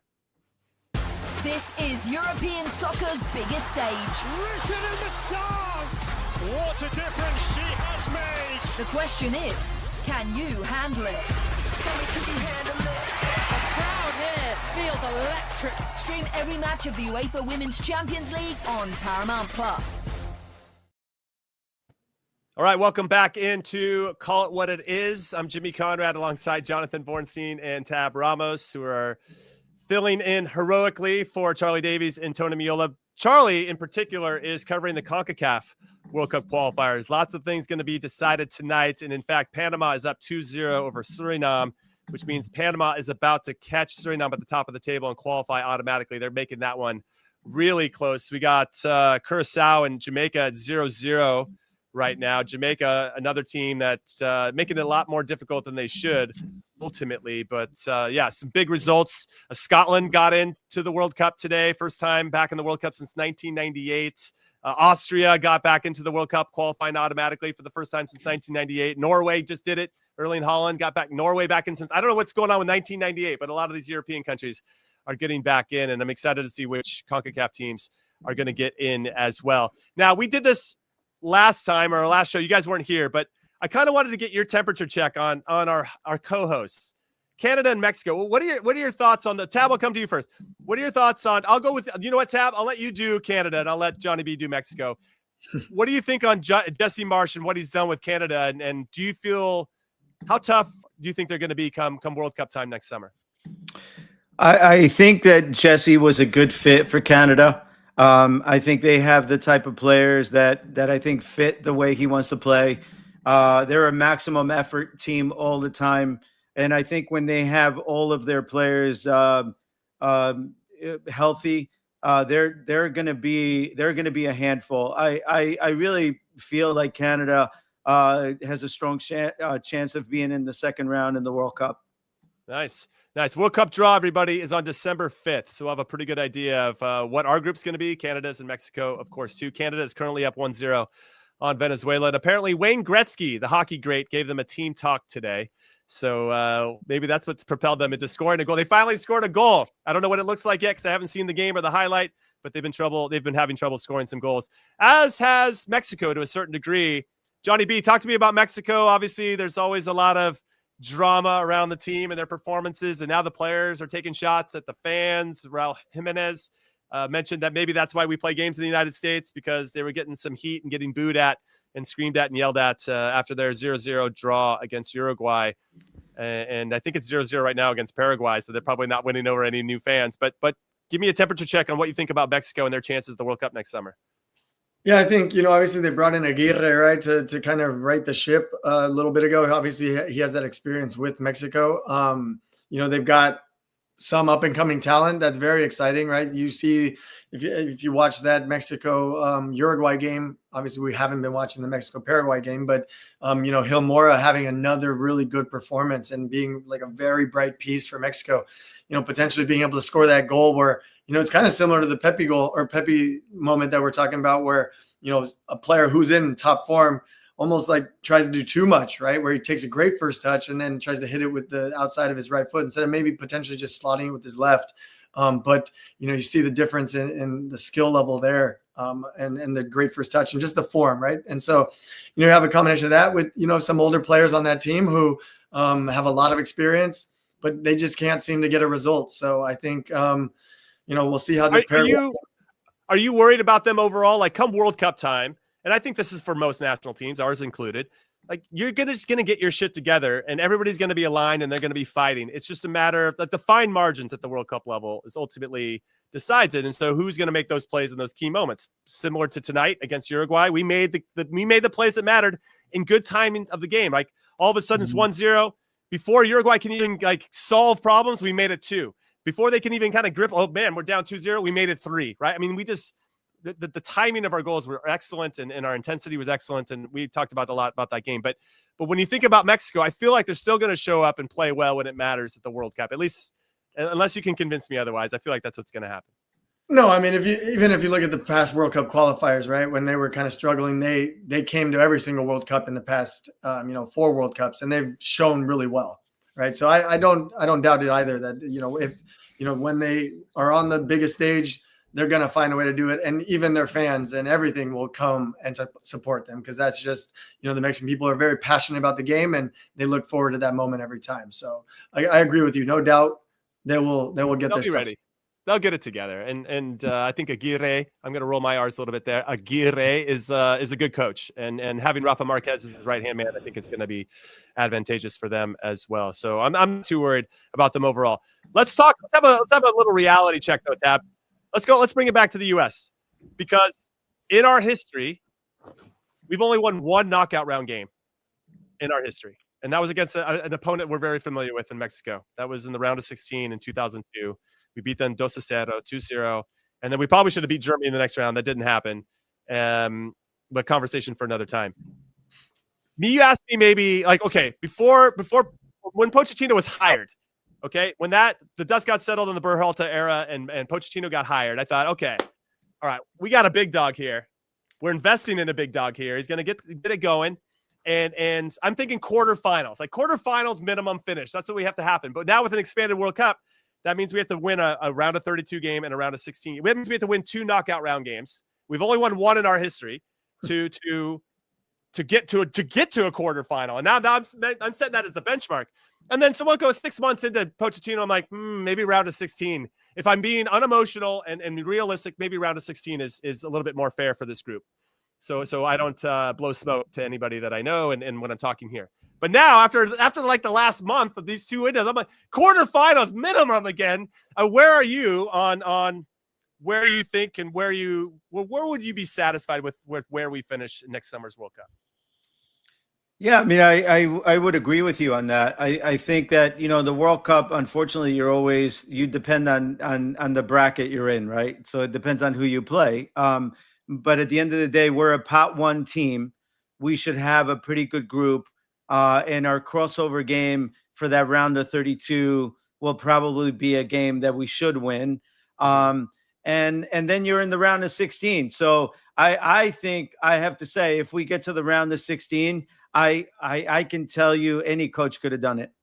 I don't think we needed to go to Pochettino for that. I think we need to go to the quarterfinals. I think the quarterfinals would be the beginning of having success with this team. And I would say anything less than that is, I would call it a failure. Yeah. Yeah. I love it. Putting your flag in the ground. So we're on the same page. Johnny B, where are you now that you've kind of seen where this team is headed? Signature win tonight against a very good opponent. And not even with our best players, which really speaks to the type of depth and belief and identity that we're forming. Mm-hmm. Where are you, and where do you think we should finish? What should be our standard based on what you've seen? Yeah, I mean, it being a different format kind of throws a little bit of a wrench in things, right? And you basing kind of the history of our national team where we've only won one, knockout stage game. But I agree with what kind of Tab is saying there. Just based on that, we're hosting the placement of us already in a pod 1, right? I think it's vital that we win the group because, you go against a lower placed team from another group. But if, obviously if you come in second place or you qualify in the lower rank of the pod, you'll play a more difficult opponent. But, I think, I would love to say a quarterfinal would be the one where we got to get to. But as a standard, I do think, round of 16 is fair to say just based on all the circumstances that I kind of mentioned and we've mentioned in just recently. Yeah, I mean, we'll probably run into an England, France, or Spain, Germany at that point at the round of 16, definitely in the quarterfinals. And so I think this World Cup's going to surprise us. I think they're going to be one or two teams that are going to level up, and it could be like a Switzerland. I thought Switzerland was very good against us in particular, and I don't want to face them in the World Cup. They'll be probably a South American team, and even in Ecuador, they could just make a nice run. So I'm kind of curious to see how it all plays out, of course. But ultimately, I agree with you guys. Quarterfinal now, though, Tab, I agree. Like it's got to be there, especially at home. It's a home World Cup, baby. Well, we got to get the momentum going. That's the point. I think it'll be the first time really where the team will be supported by 80,000. It's not like our friendly games where you play like the away team, you're the away team against that. This time it'll be, I live that. You're going to have American fans. You're going to be supported. You're at home. You're going to have the attention of the whole country. The whole country's going to go crazy over the team. Yeah. And I think that helps. All that helps.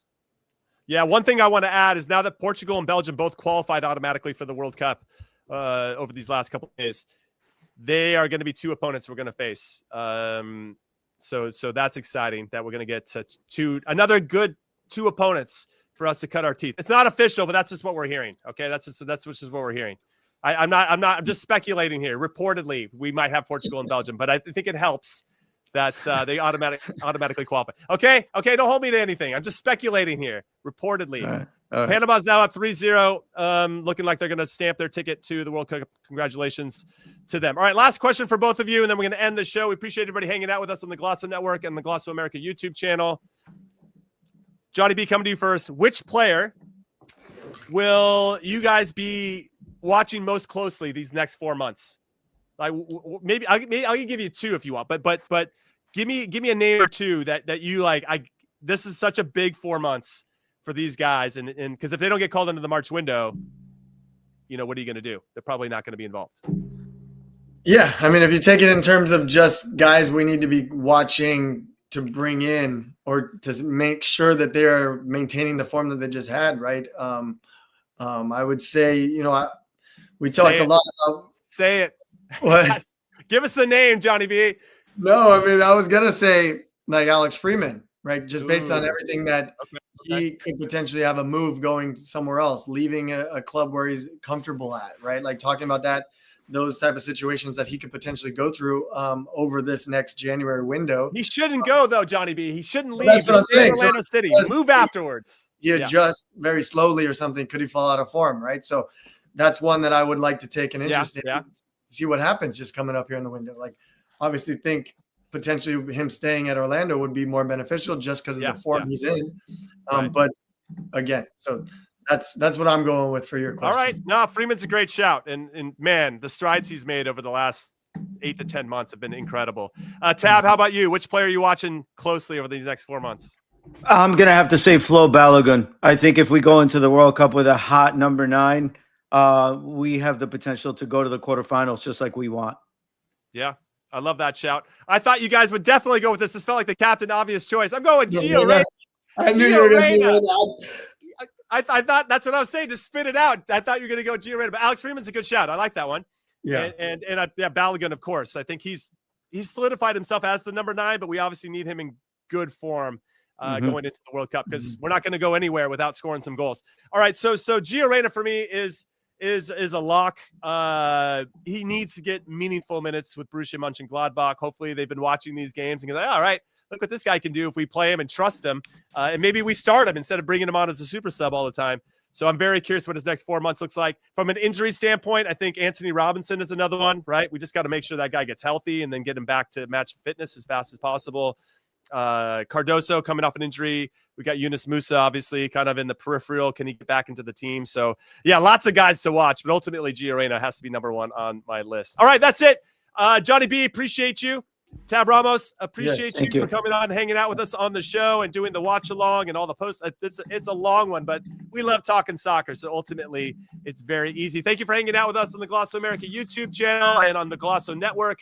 And congratulations once again to the U.S. on a signature win, our first in a very long time against a very good Uruguay team, 5-1. I still can't believe I'm saying that out loud, and it's absolutely awesome. We'll see you next time. Later. Yeah. Thank you, everyone. Thank you. Enjoy. Call it what it is, whatever you want. Call it what it is.